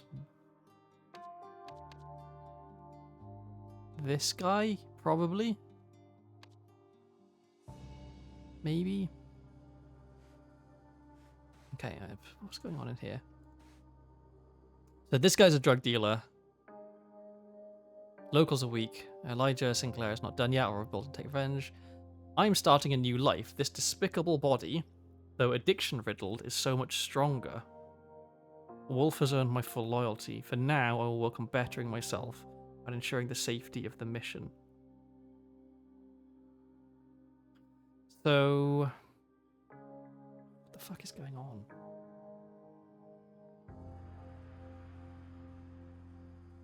Cutter got shot by the bastards from 48th. Okay. I think Cutter is a red herring that we're not going to need, maybe. So...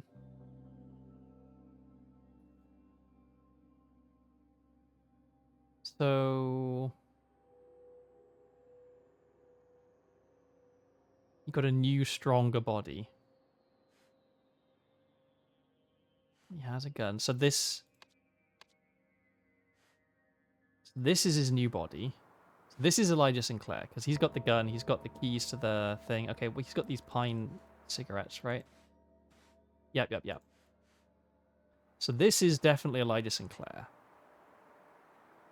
But this is a new body. It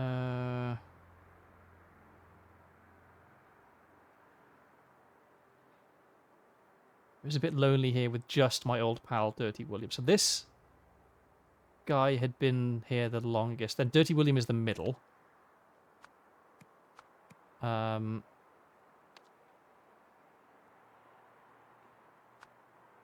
Right, because Scrawny Marvin was the oldest, then he died. Then one of Luke or Harry was the longest, and so they got his place. But they were like, oh, it's only me and Dirty William here. At the end of the year, a newcomer, Luke, came. So yeah, Luke was the new arrival. Okay, I think we can figure this out now. So Harry and Luke, what are their full names? We've got Harry Stone and Luke Brown. Yes, okay. That's our timeline. And now we can put names to residents, I think.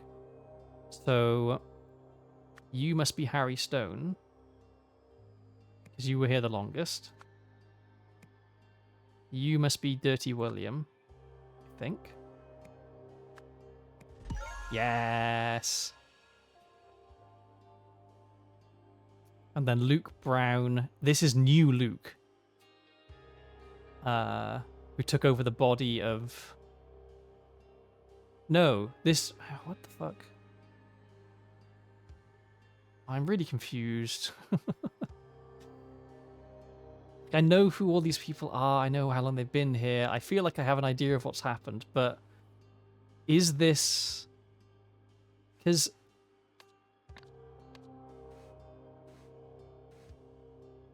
Like, it's Elijah Sinclair, right? Starting a new life, this despicable body, though though addiction riddled, is so much stronger.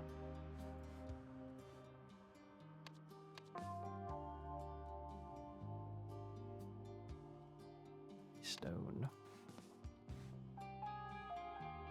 Yeah, Elijah is a problem. So they... Oh, are they saying... Okay, so... This isn't Elijah writing. Elijah wrote this, and then someone overwrote Elijah's personality with Luke after Elijah attacked Luke, I think is what happened.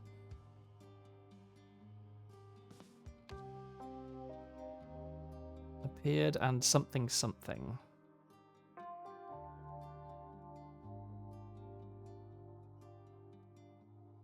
As a result, Luke Brown got a new body and became Hunter Wolf's assistant. On Elijah Sinclair.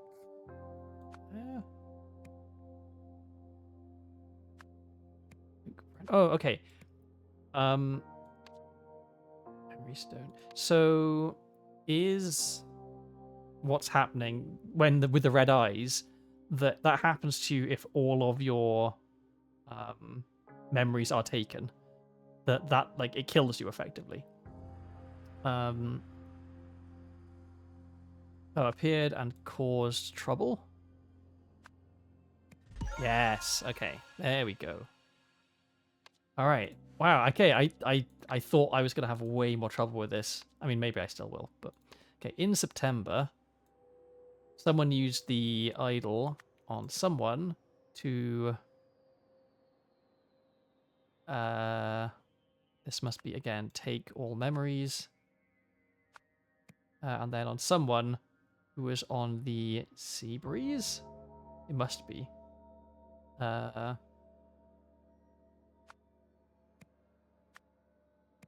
okay. So that's why they sabotaged. Yes. Okay.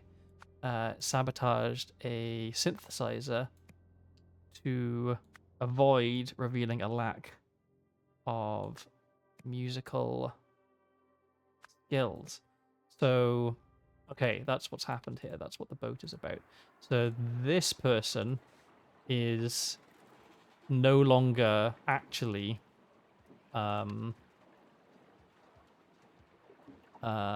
what's his name? Gerard? Gabriel Gerard? Yeah. Gabriel Gerard has been overwritten.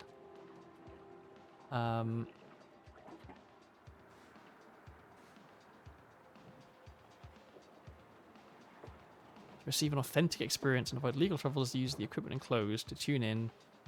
See it happen by live broadcast, no recordings. So, yeah, he's overwritten this guy. But who has overwritten him? Okay, we know that it's Gabriel Gerard. To give all memories using a live broadcast.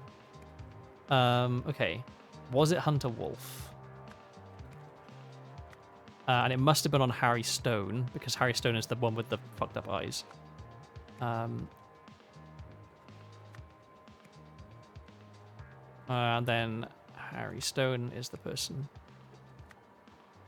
Oh, yes.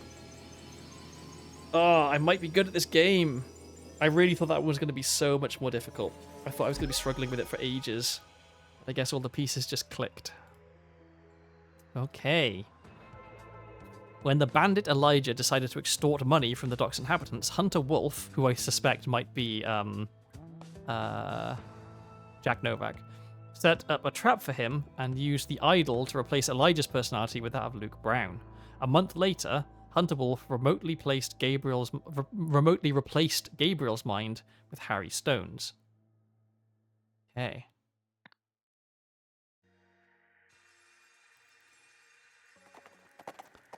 Homeless game show horror. A contestant died while filming the pilot episode of a new TV game show last night. Bum Wars was billed as a hilarious upcoming series in which homeless contenders compete for prizes in a series of bizarre challenges. The victim, who is yet to be named, died in a shopping cart jousting trial gone wrong.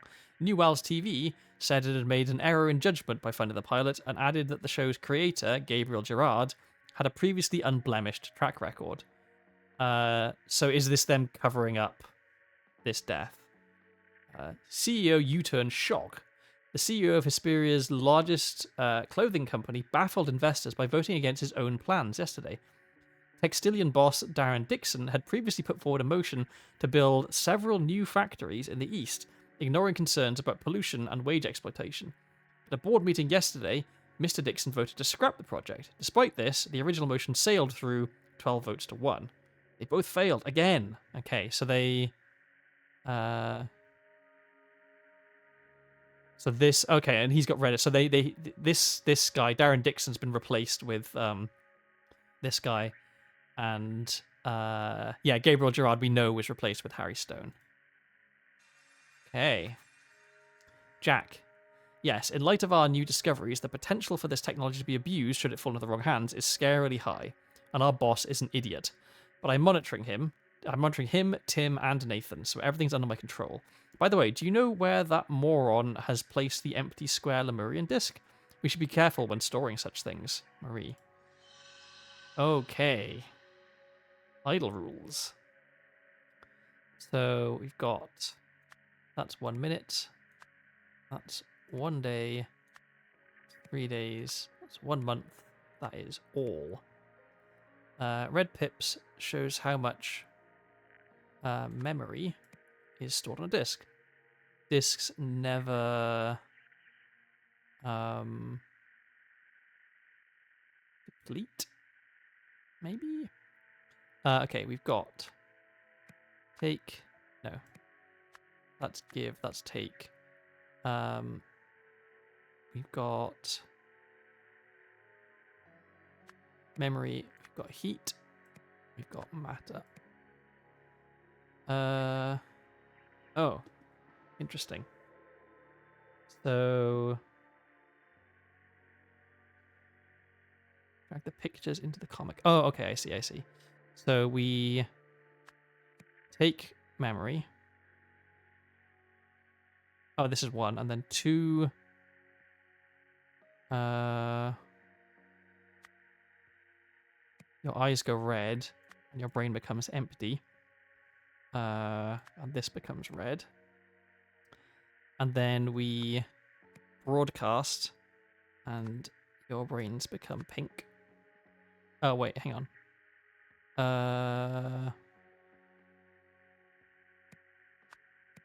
Your brains are pink at the end. I think that's correct, right? No. It starts off as red, and then when it's done, it goes back to blue. Okay. When the crystal is red, the idol is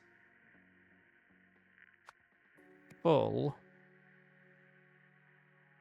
and the take command does nothing. When the crystal is blue, the idol is... hang on. Idol is empty? I'm trying to remember how it worked in the first game. I should be remembering how it worked in this game. But okay, remember when you take with blue, then it becomes red because it's full. Yeah.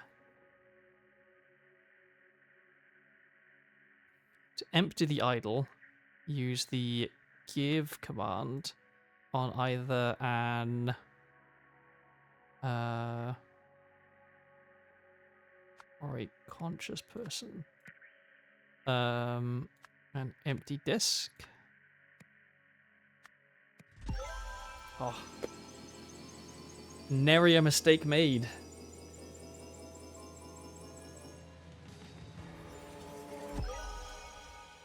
Cool, cool, cool. With just moments to go before the Albion Kings face the Ruritanian Dragons, some 90,000 supporters have already taken their seats at the Eclair Stadium in New Wells. Across Hesperia and around the world, hundreds of millions more will be watching live as the Pale Finals get underway. This feels like something bad is going to happen. Okay, so there is one more scenario. Final Clash, a Pale match to remember. So millions of people's minds are going to be overwritten, I think.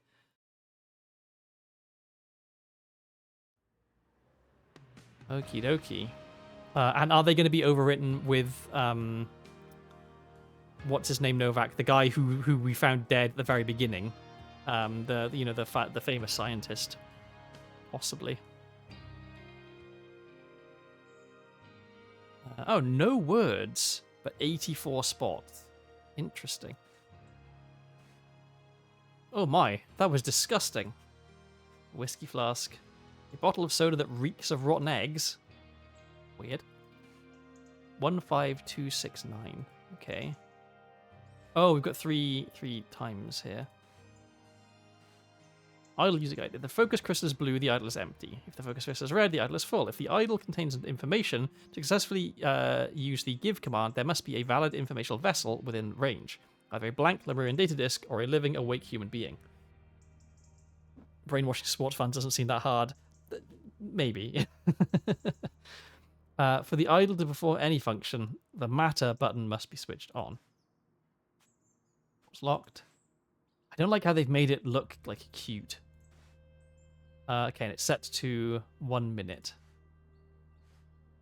So it has taken 1 minute of memory and it's ready to give 1 minute of memory.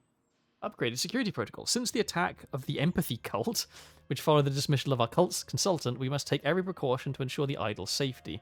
An OPIC certified guard should always be present with the idol. Keys to the lab are granted only to me, Marie, Tim, and the shift guard. The idol's control panel and interior are now protected with a pin code available only to me, Marie, and Jack. Eugene. Okay, but Tim has the pin code. There is vomit in the sink. Okay. Oh my, that was disgusting. Okay, so you went in there, you tried this, and then you threw up, maybe? And now you're cleaning your palate with whiskey. Unrelated, I'm looking for college football starting.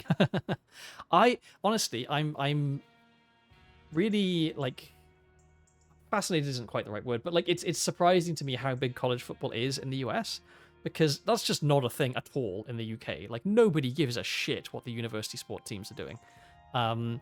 It's strange to me that it's so big in the US, and I kind of wonder how it ended up getting like that. Because it feels kind of... I mean, I don't know an awful lot about sports in other countries, but I have to assume that it's fairly unique, the situation in America, where university sports teams are, like, as big as the, like, kind of the professional teams. Okay, you're a security guard, and you're Murray Westlake. So yeah, I wasn't imagining it. Someone's sneaking around. Anyway, we should return. It's time to start the transfer to the TV station. Happy customer project checklist at the lab. 1 minute lens installed. Mr. Marmot has filled idle with material. Idle's interior and control panels locked. Signed by all three. At 2 p.m. Idle, red crystal, handed over to 2 guards for transfer to a TV station. So this is Greer, the guard. At the TV station at 3 p.m. latest... Idle, red crystal, control and interior panels locked, handed over to Jack and Eugene at TV station. Go live for the commercial break during the Pale Finals at 5 p.m. Okay, so are they trying to get everyone to think that their orange juice drink is really delicious when it's actually horrible and tastes of rotten eggs? A big part of it is state pride. For as long as the country's existed, there's a good chance of folks being more loyal to their home state than the country. That's true, but like the professional teams are also the state teams, right? Like the fact that it's college football rather than like professional football is the thing that surprises me.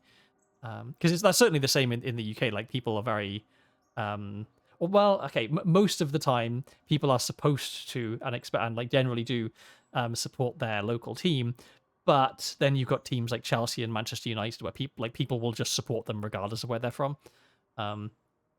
Less so in rugby, I think. That's more of a football thing.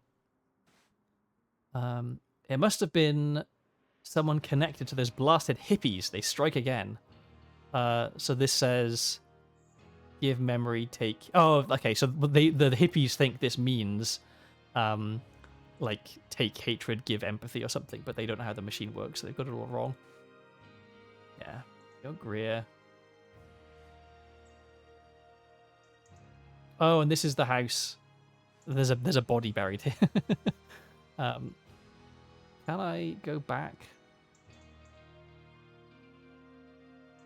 Yes, okay, that's the back. Is that everything here?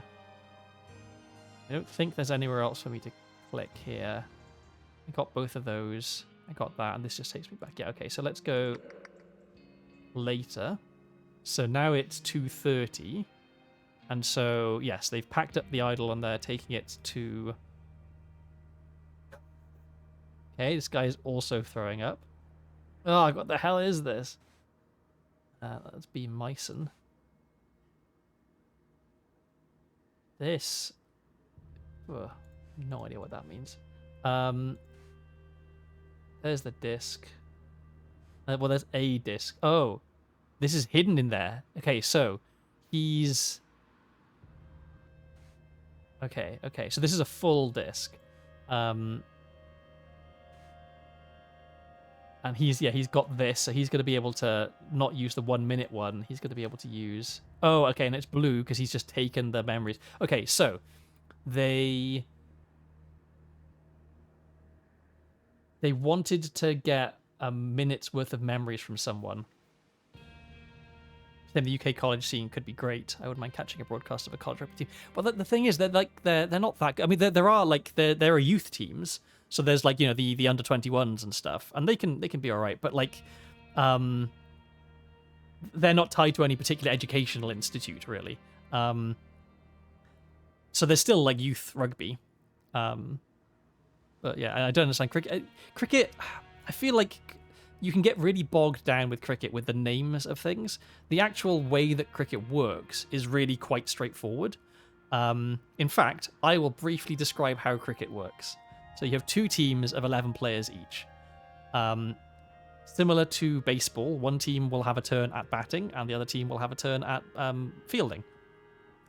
You'll have two batsmen at either end of the wicket. The bowler will be bowling towards one of the batsmen. The bowler runs up, throws the ball. There's various rules about like how you're allowed to bowl and stuff, but that's not really particularly important. The main thing is your arm has to remain straight. You can't throw the ball. It has to be like a bowling motion.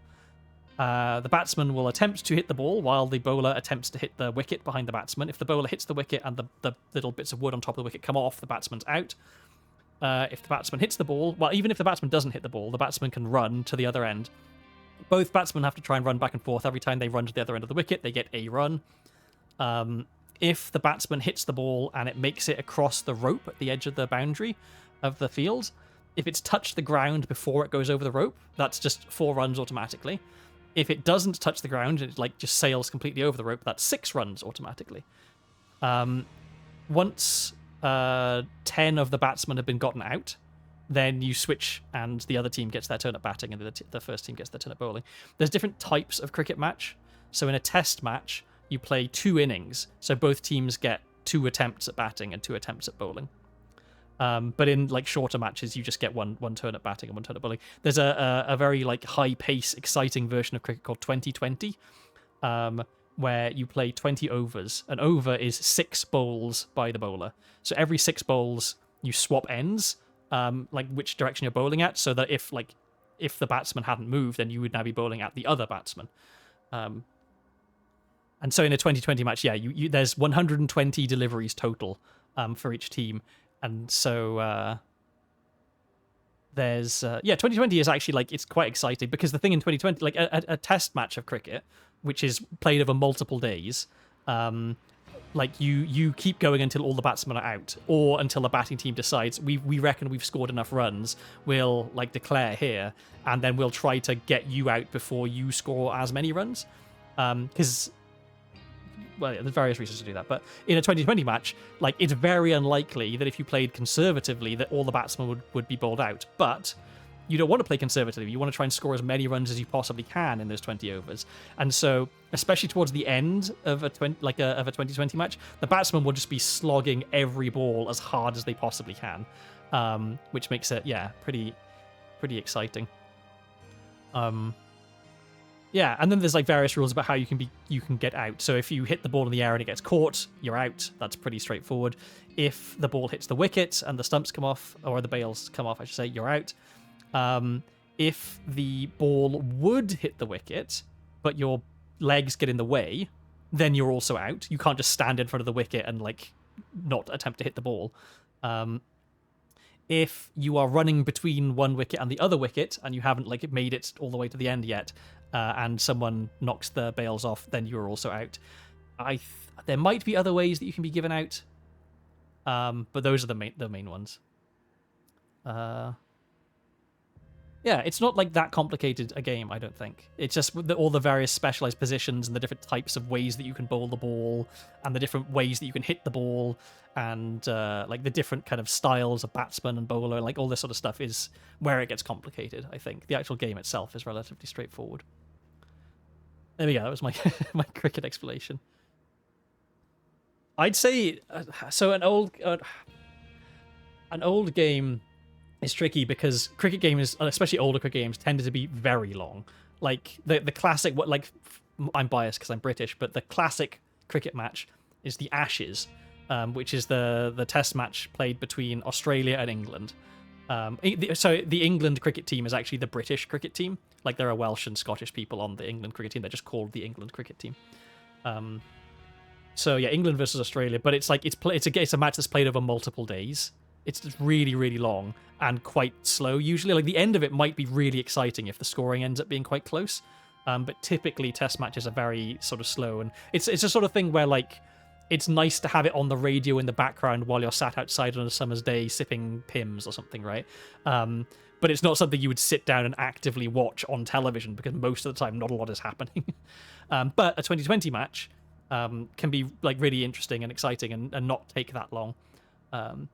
So if you were going to try and like dip your toe into a bit of cricket, that might be a good one. I'm sure also that there have been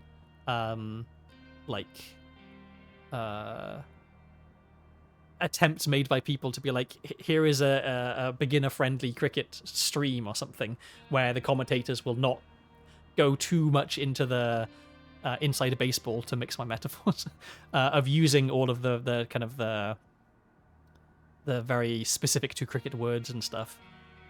Because there's like cricket also is historically quite a posh game, played by or enjoyed by, certainly commentated by people who went to public school and stuff. And so there's a lot of sayings and phrases and stuff that are kind of unique. I'm trying to think of like, okay, so like one showing the maker's name is a thing that people might say. Like the bowler runs up, he bowls the ball, and the batsman shows the maker's name. What that means is the batsman played a very straight shot with the bat facing forward towards the bowler, so the bowler could, if he wanted to, read the name of the maker of the bat on it.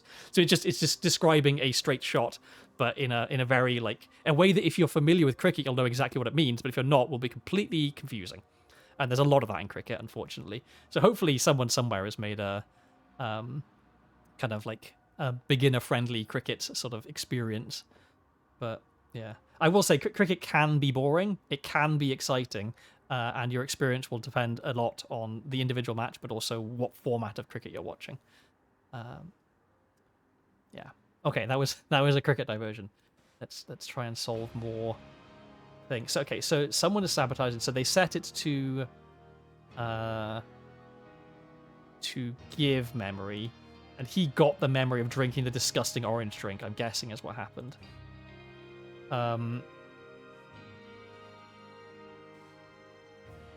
Bit of snow falls, and suddenly everyone starts driving like a snail. Okay, so they're being delayed. So this guy... What is this? Are these instructions for what he should be doing? Because there's certainly like that someone is planning something suspect, right? This is a full disc. They're swapping that out. They're putting in that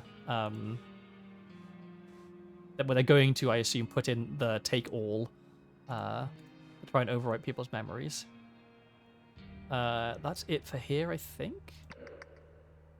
And presumably there's going to be a lot of spots in this one. I'm guessing. Or not. Okay, so yeah, now it's set to all. There's been some messing around. Okay, so I guess I have to fill this in. Let me go back to the start.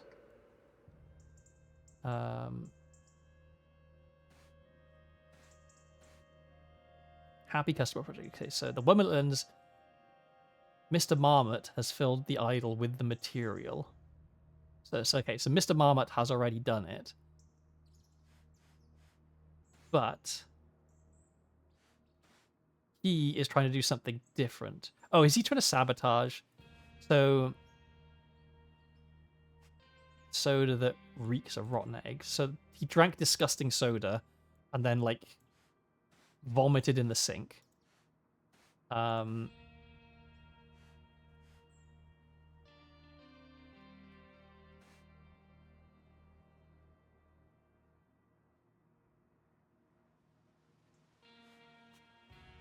The door is locked.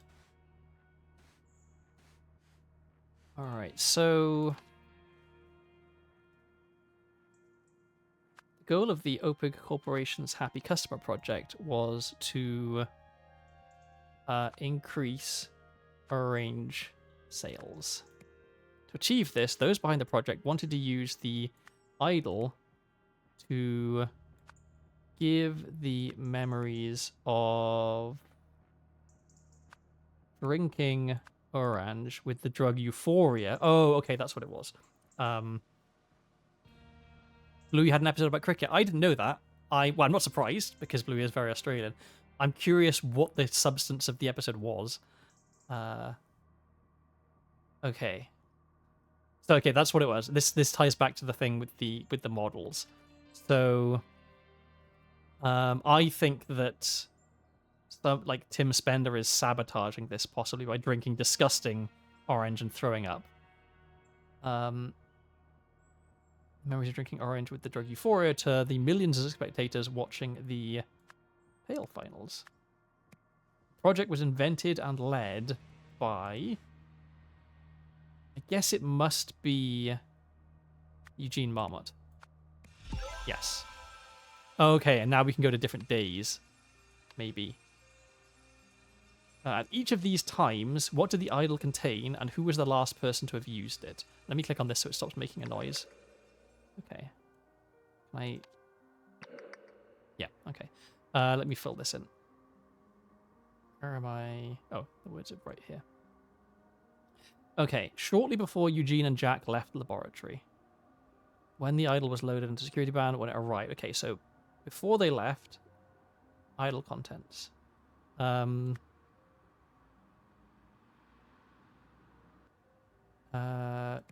Good orange memories. And the last user was Eugene Marmot, I guess. When it was loaded into the security band, it had bad orange memories. Oh, memories of the orange.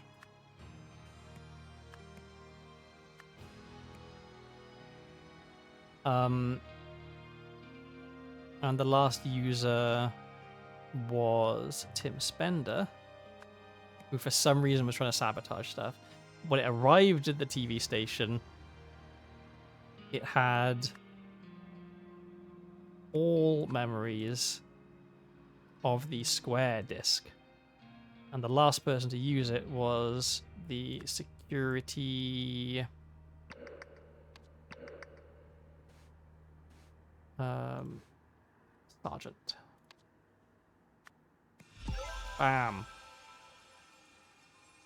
November 8th is my birthday.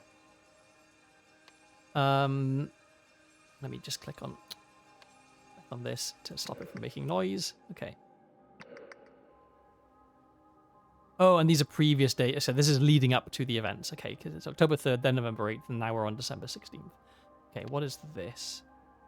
After someone's attack, the security protocol was changed. Consequently, someone assisted by someone at the OPIC laboratory. Then someone used the idol to something from someone and to something to someone. Okay, well, I think we have to look at this now. Sharing truly positive feelings about Orange with an unlimited audience. Oh my god.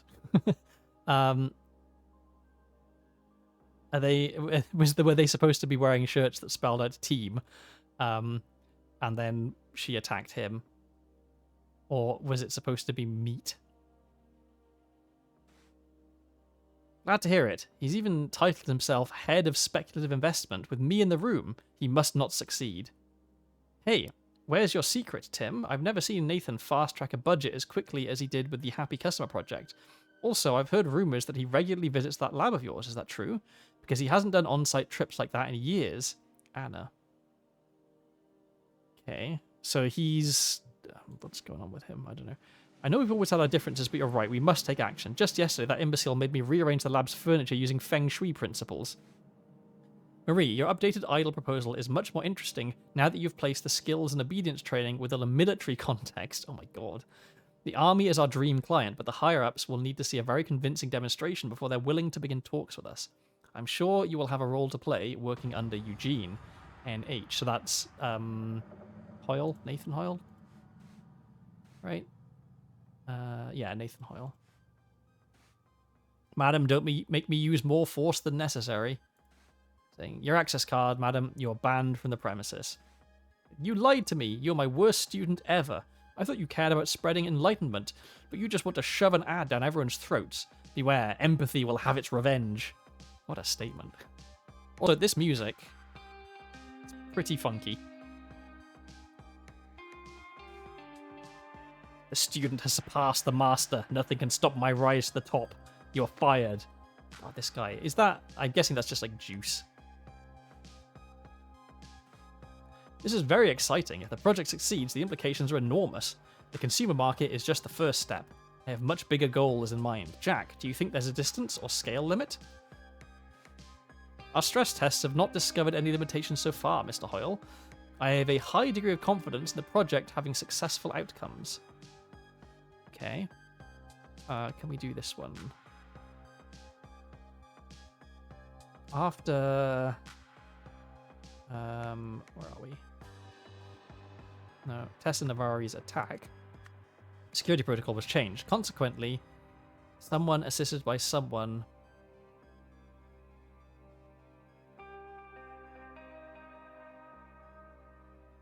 Something at the OPIC laboratory. Bribed? Ambushed? Okay, well, I think we need more. Yeah, okay.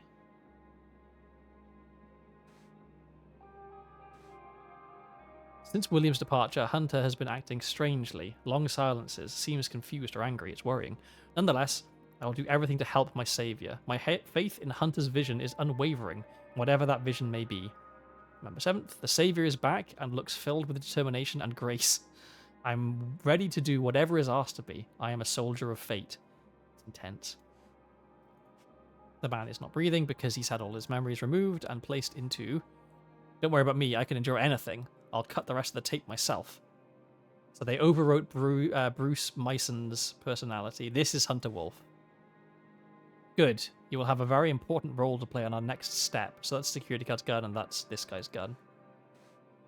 Empathy Warriors, a new terrorist group in town.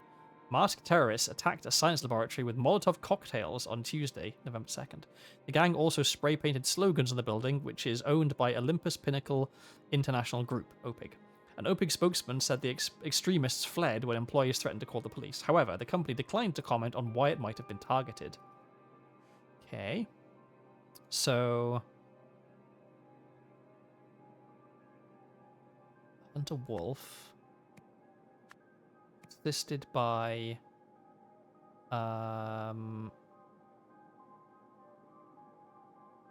Is it Luke Brown that's in this body? I think it is. Luke Brown ambushed Bruce Myson. The OPIC laboratory. Then... What? Why did this just pop up? Hello? That was weird.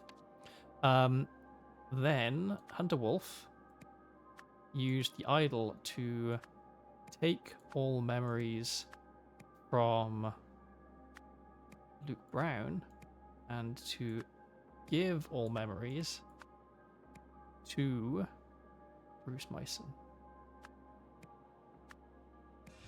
Yeah. Okay. We've got the broadcast and we've got here at the TV station. Oh, okay, it's zooming in for some reason. Alright, let's go here first. Oh, wow. Okay, a lot of stuff is happening here. Icarus? Am I hallucinating? Or is this some form of intoxication? Okay.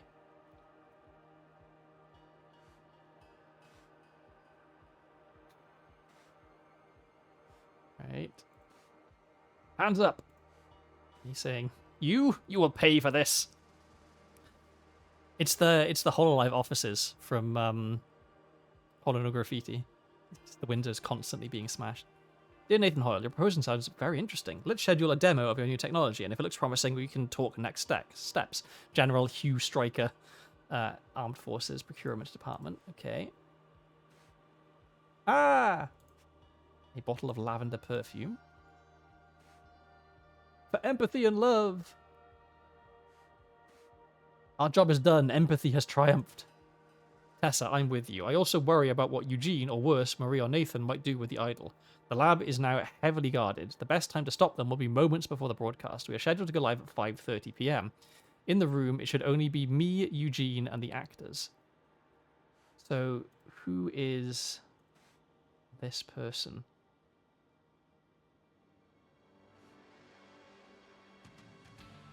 The shorts are good. Sometimes I have to say I think something is getting lost in translation in some of them, because like you can tell that there's like a lot of puns and jokes happening, but they just like do not translate well, and so the English version of them is like kind of clunky and a bit awkward.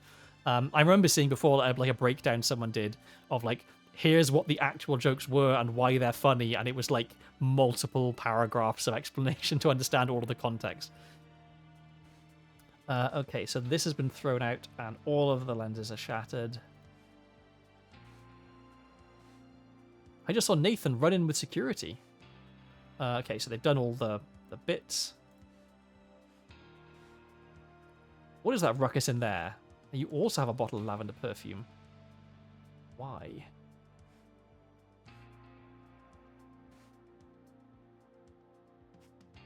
Door's locked from the inside. Hi, Eugene. Taste this beverage. Soon, everyone will know how delicious it is. A bottle of soda that reeks of rotten eggs. So this is... Oh, Eugene has been trapped on the roof, is what happened, and he's trying to get down. Oh, okay. Audio in, audio out, video in. So he tried to unplug it to stop it from happening. So he's pulled out the video in. So the broadcast didn't go out, possibly. I did it! Help! Carrot top. Make sure idle loaded in van. Keep eye on Baldy. Report to me at OPTV and await further instructions. 4 eyes. Prepare van for idle transportation. Report to me at OPTV and prepare for broadcast. Operate camera during broadcast so we can confirm effect. Me, supervise at TV station. Welcome Summer and ensure she has everything she needs. Coordinate with Nathan. So, okay, I feel like I know what's happening. So you are the mastermind behind this fantastic project. I would really like to get to know you better. Wait for me on the roof for some quality alone time. I'll come as soon as the live broadcast ends and this smells of lavender. Yes. I'm a simple man. I prefer their physical humor slapstick content. I think that's where it's it translates best, I think. Okay, I feel like I have a pretty good handle on what's going on here. He pulled the cable out before it could get broadcast, so the only person who was actually affected was Jack, who has been overwritten with Icarus's personality and memories. Oh no, sorry. Icarus is his nickname for Jack. It's Jack's uncle, the scientist who died in the early thing. His eyes are bloodshot and streaming with tears because tear gas has been let off, I guess, or whatever this is. Okay, so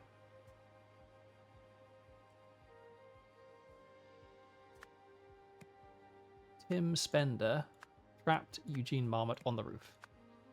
However, through a reckless act, Eugene Marmot stopped the podcast. Yep. With the aim of preventing the spectators from getting bad memories of the orange. As a result, only Jack Novak received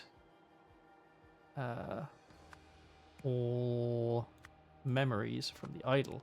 Shortly afterwards, Tessa Navari, along with accomplices,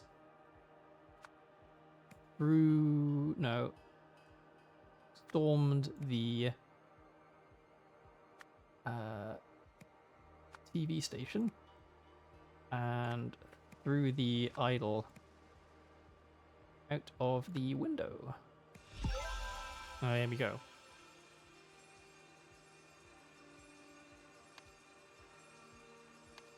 And then Hunter.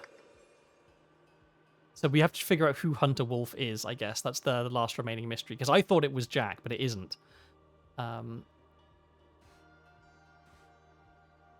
2nd, 1977. What a disaster. I put Harry and William in positions of power, and both still failed me, each in his own way. Regrettably, they were not good enough.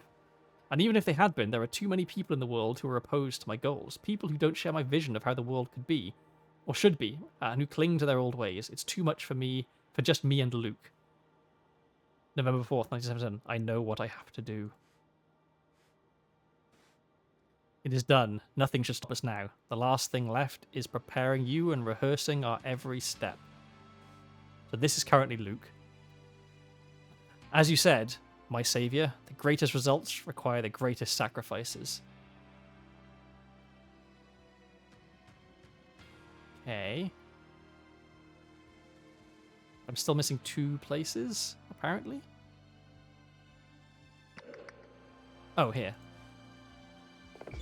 We apologize for the brief interruption due to technical difficulties. The commercial break is now over, so let's return to the second half. It's still anyone's game, so yeah, the commercial didn't go out.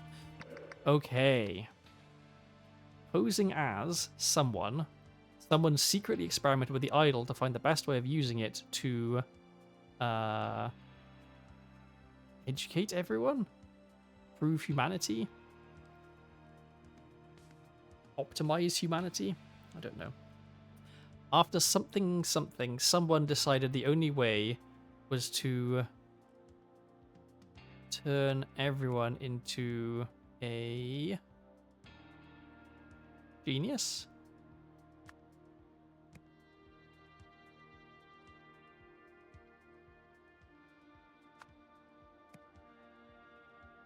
After becoming disillusioned.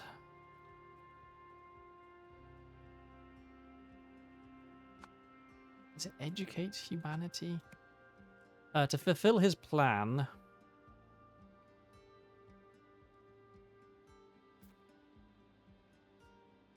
someone tried to use the Happy Customer Project to turn.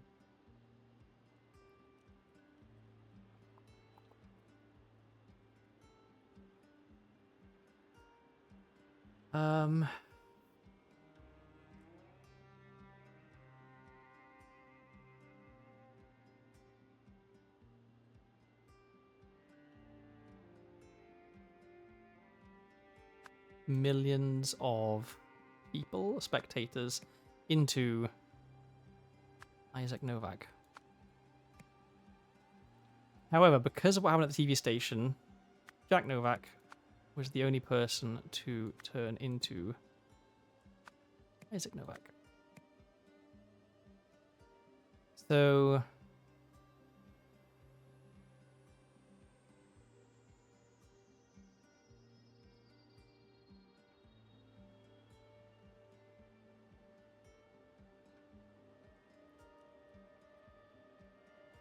into a... Is there a different word that this could be? I think genius is the right one.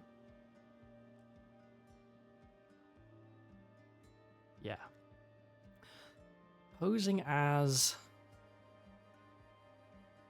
someone.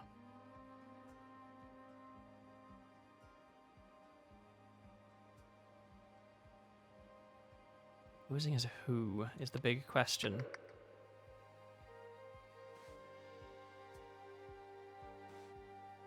What's your secret, Tim? I've never seen Nathan fast track a budget as quickly as he did with the happy... Okay, so posing as Nathan. I think Nathan has been...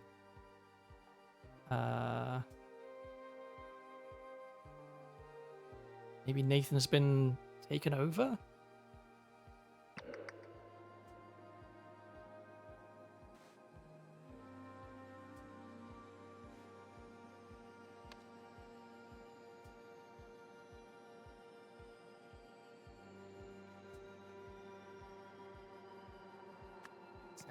Like, it is Hunter Wolf, but I think it's trying to get us to know who Hunter Wolf is. So I'm not sure that putting Hunter Wolf in here will actually work. Posing as Nathan Hoyle? No.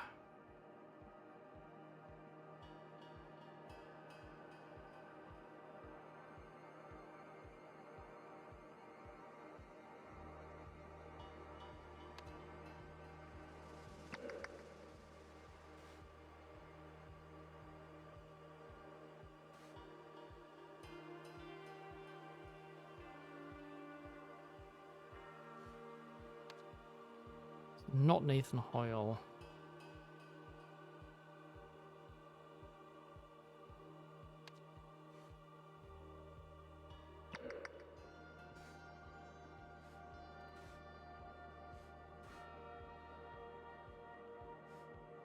Okay, so is it... Okay, maybe it's him then. It's Luke Brown is secretly doing it while posing as... What's this guy's name? Bruce Myson? Do I have that name? Nope. Okay. So is it then not Hunter Wolf? Is it all Isaac Novak?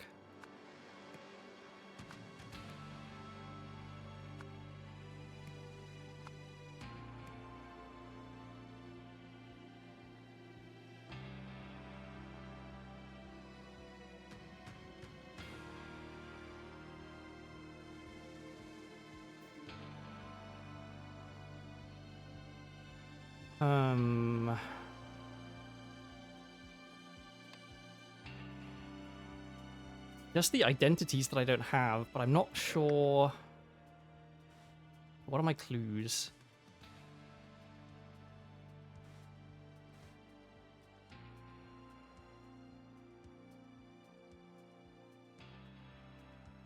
Too many people in the world who are opposed to my goals, who don't share my vision of how the world should be, who cling to their own ways. It's too late for just me. Okay, I feel like I might need to go back. Way back.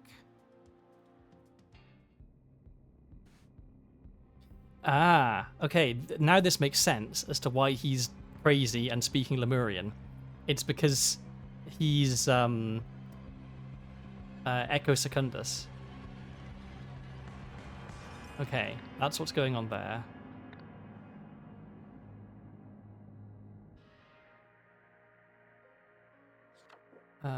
Okay, that was them getting bribed.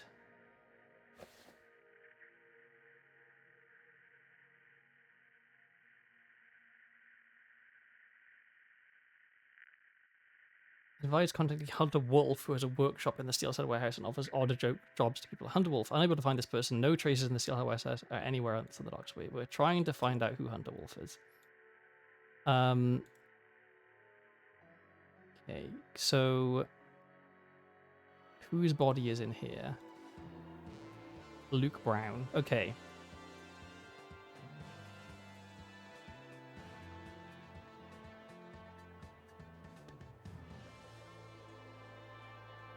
So Luke Brown, we know, had his everything sucked out and put into a different body.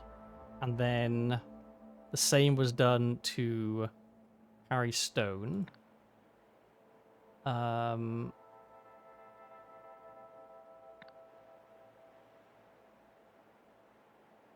So who is behind all of this? Who is the person who wants to, like, make everyone quote-unquote better? The International Knowledge Foundation?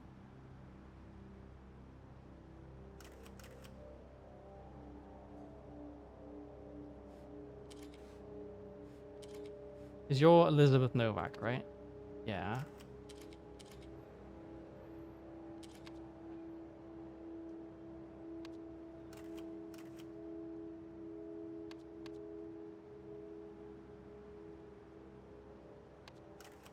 Yeah, the Red Curse. So she's trying to cover this up because she's worried. Okay, is it because she's in on it or because she's worried about it possibly being drugs?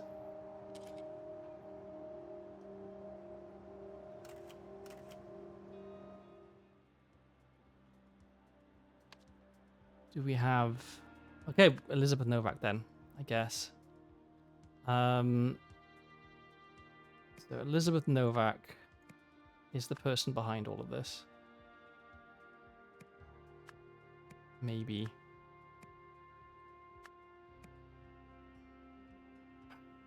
But not posing as Nathan Hoyle. Something else is not right here.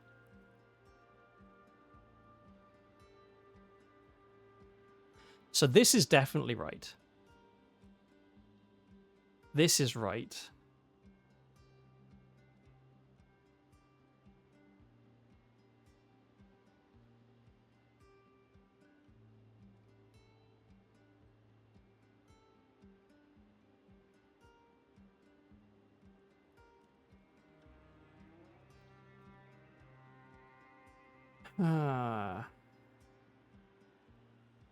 I really don't want to use a hint because I've done the entire game and the previous game without needing any hints.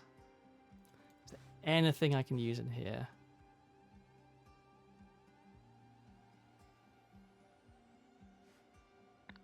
Let's go back to this.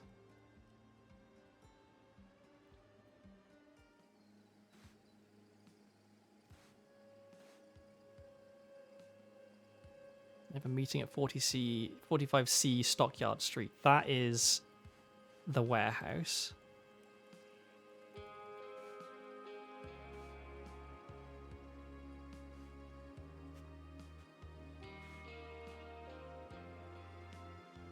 Who are these people?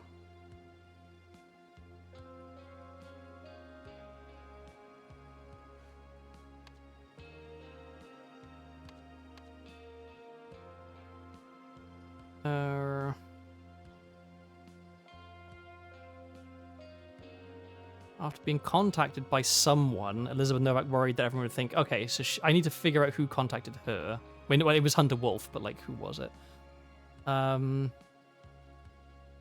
Sebastian Walsh was given a similar offer.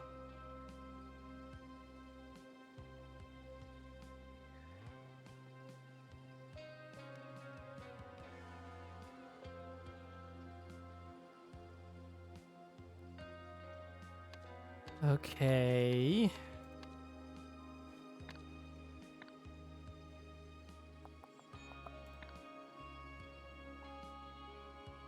So where's the thing? Is it this one? You've seen his body. It'd be a shame if it got out that the man who was an inspiration to the world was just another junkie like one of those homeless deadbeats. Don't worry, I won't tell anyone, but there are those who might. I suggest you talk to the Commissioner Hunter Wolf. Okay. So Hunter Wolf contacted Elizabeth.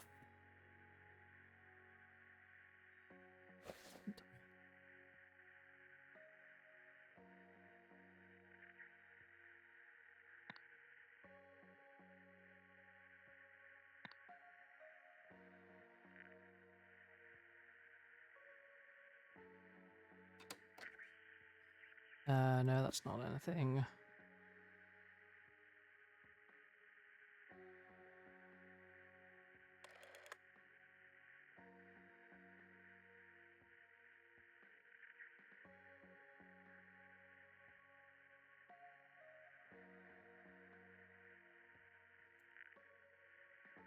Yeah, so this guy is just dead. You don't have to worry about him anymore.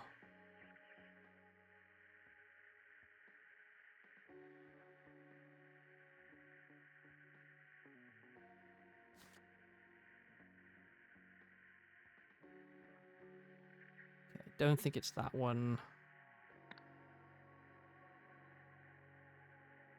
This is a real head scratcher. I hope it'll all become clear.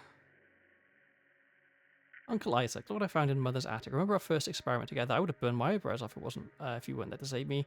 So you started calling me Icarus. Hope to see you again soon. I always feel so inspired after our talks, and believe me, I could use that right now. The people in charge here have all the wrong priorities, but what can I do? Maybe I can impress Mr. Hoyle. He'll swap me and Murray around, but for now I'm on the bottom rung. Wish you were here, they'd all listen to you.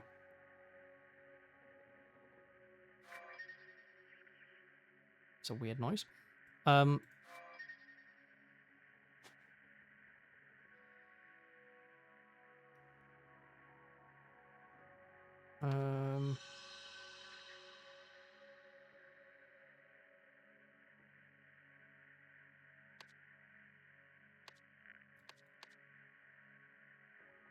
So, was it Jack? But he wouldn't have wanted himself to be overwritten, right? If he'd known about it.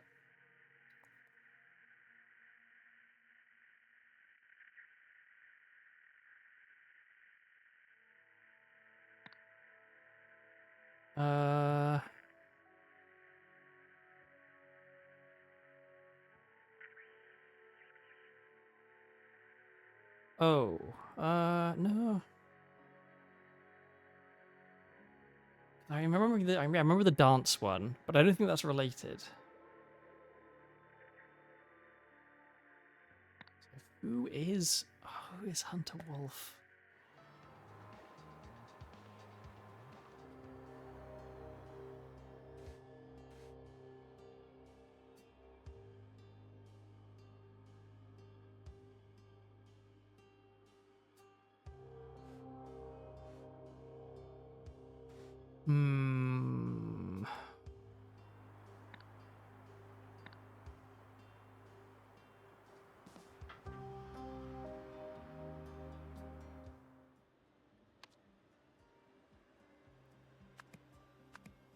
Let's take out all the stuff that is incorrect. Definitely wasn't Elizabeth Novak. This is all correct. This is correct.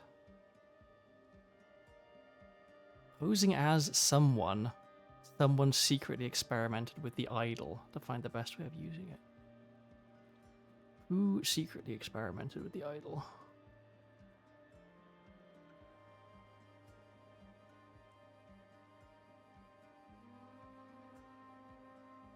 Is it posing as Hunter Wolf?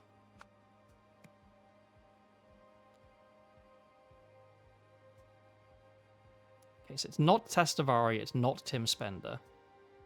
I really don't think it's Isaac Novak. I don't think it's Nathan Hoyle. Who was it who wanted to educate humanity? Right, we had... is it here?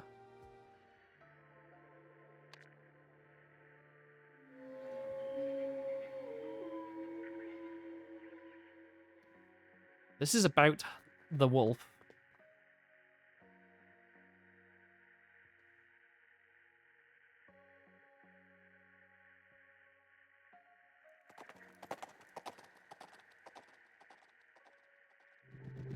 Okay, here are the rejected ones. So, you pay a top teacher to spend a month intensively teaching gift. So this is Hunter Wolf made this suggestion, I think.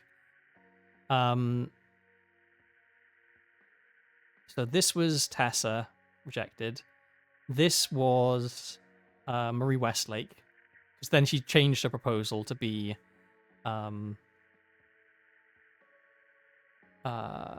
like military stuff, right? Intelligent children will no longer fall through the cracks. Okay, I am being reminded.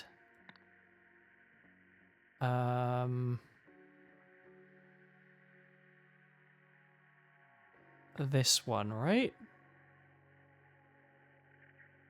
Intelligent children falling through the cracks.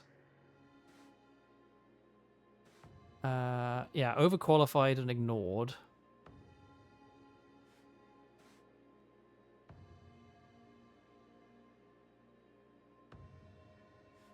So whose was this? Oh, Westlake. Okay, so it was Marie Westlake who had this, the overqualified and ignored. This is Jack's.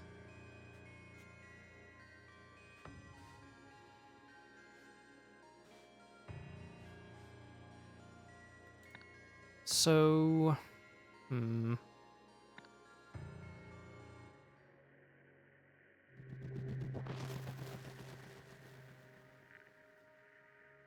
But wasn't it...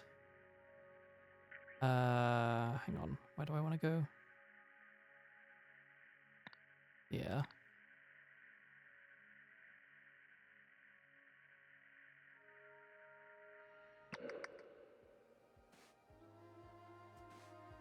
The updated idol proposal is much more interesting now that you've placed the skills and obedience training within a military context. Okay, so she wrote...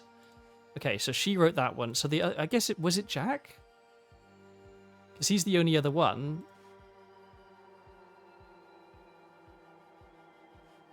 Was it Jack Novak?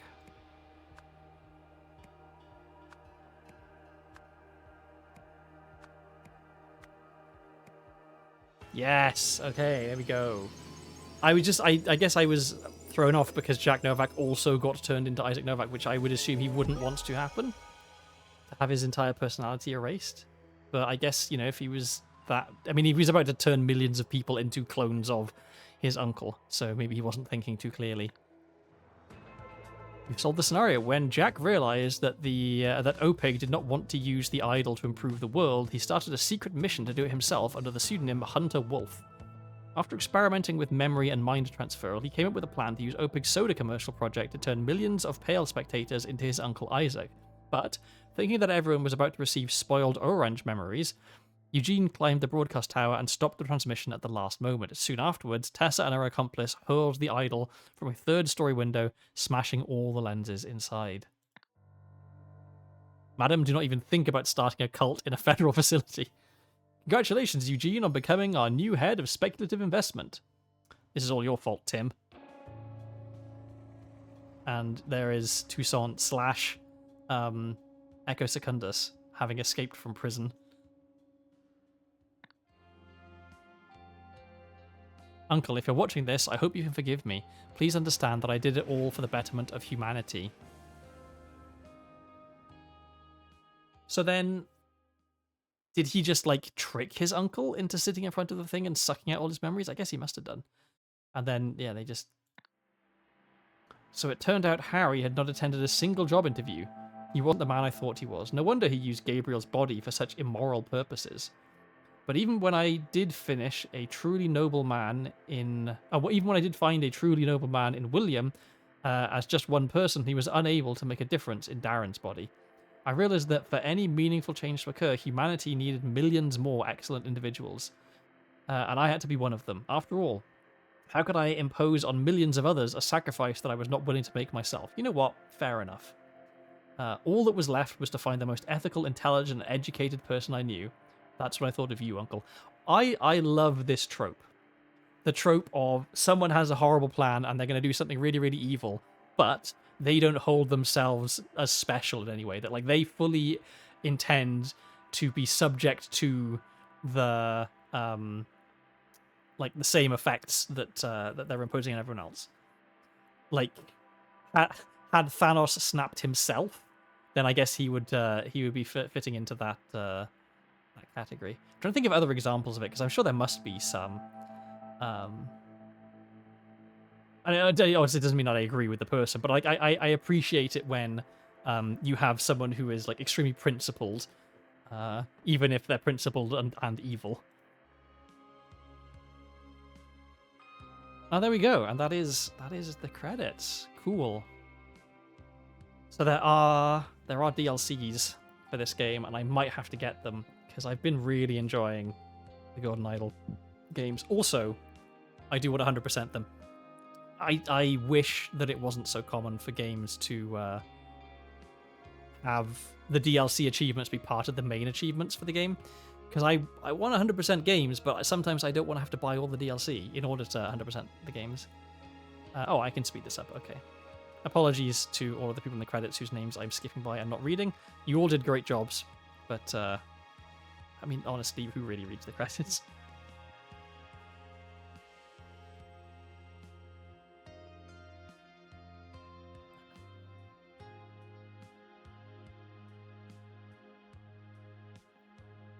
So, yeah.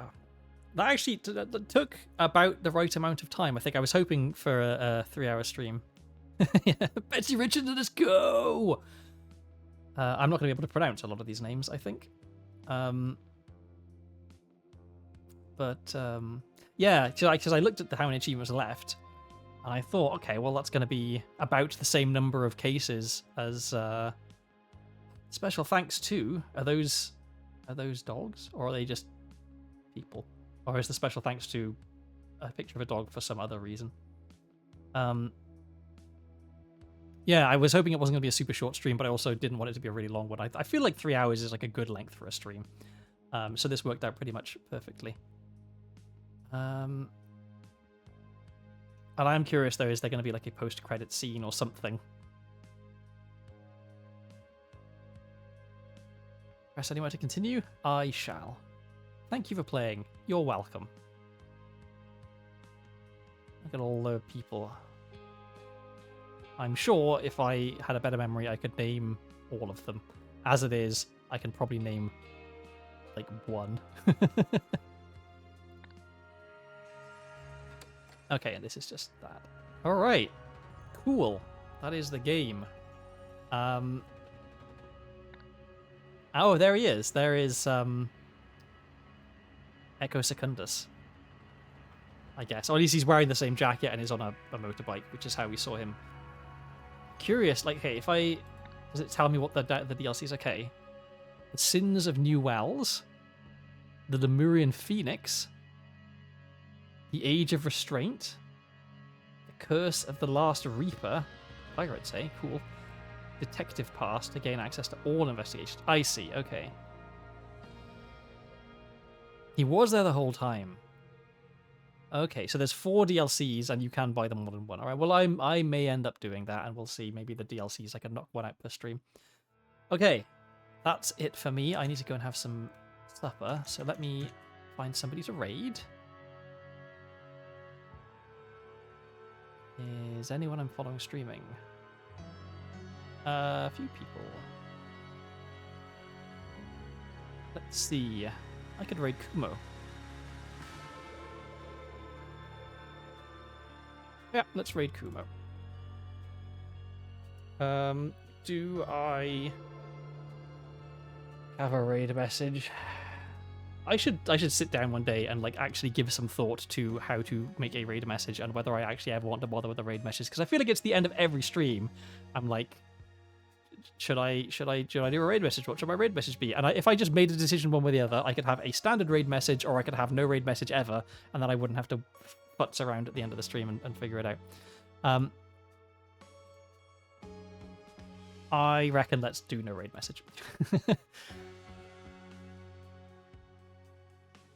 Oh, I missed your message. Sorry, where would I like the game to go next? Well, I guess I know where it's going to go next. So I just looked at the DLCs, but I don't really mind. Like, I'm curious to see whatever the creators have in mind.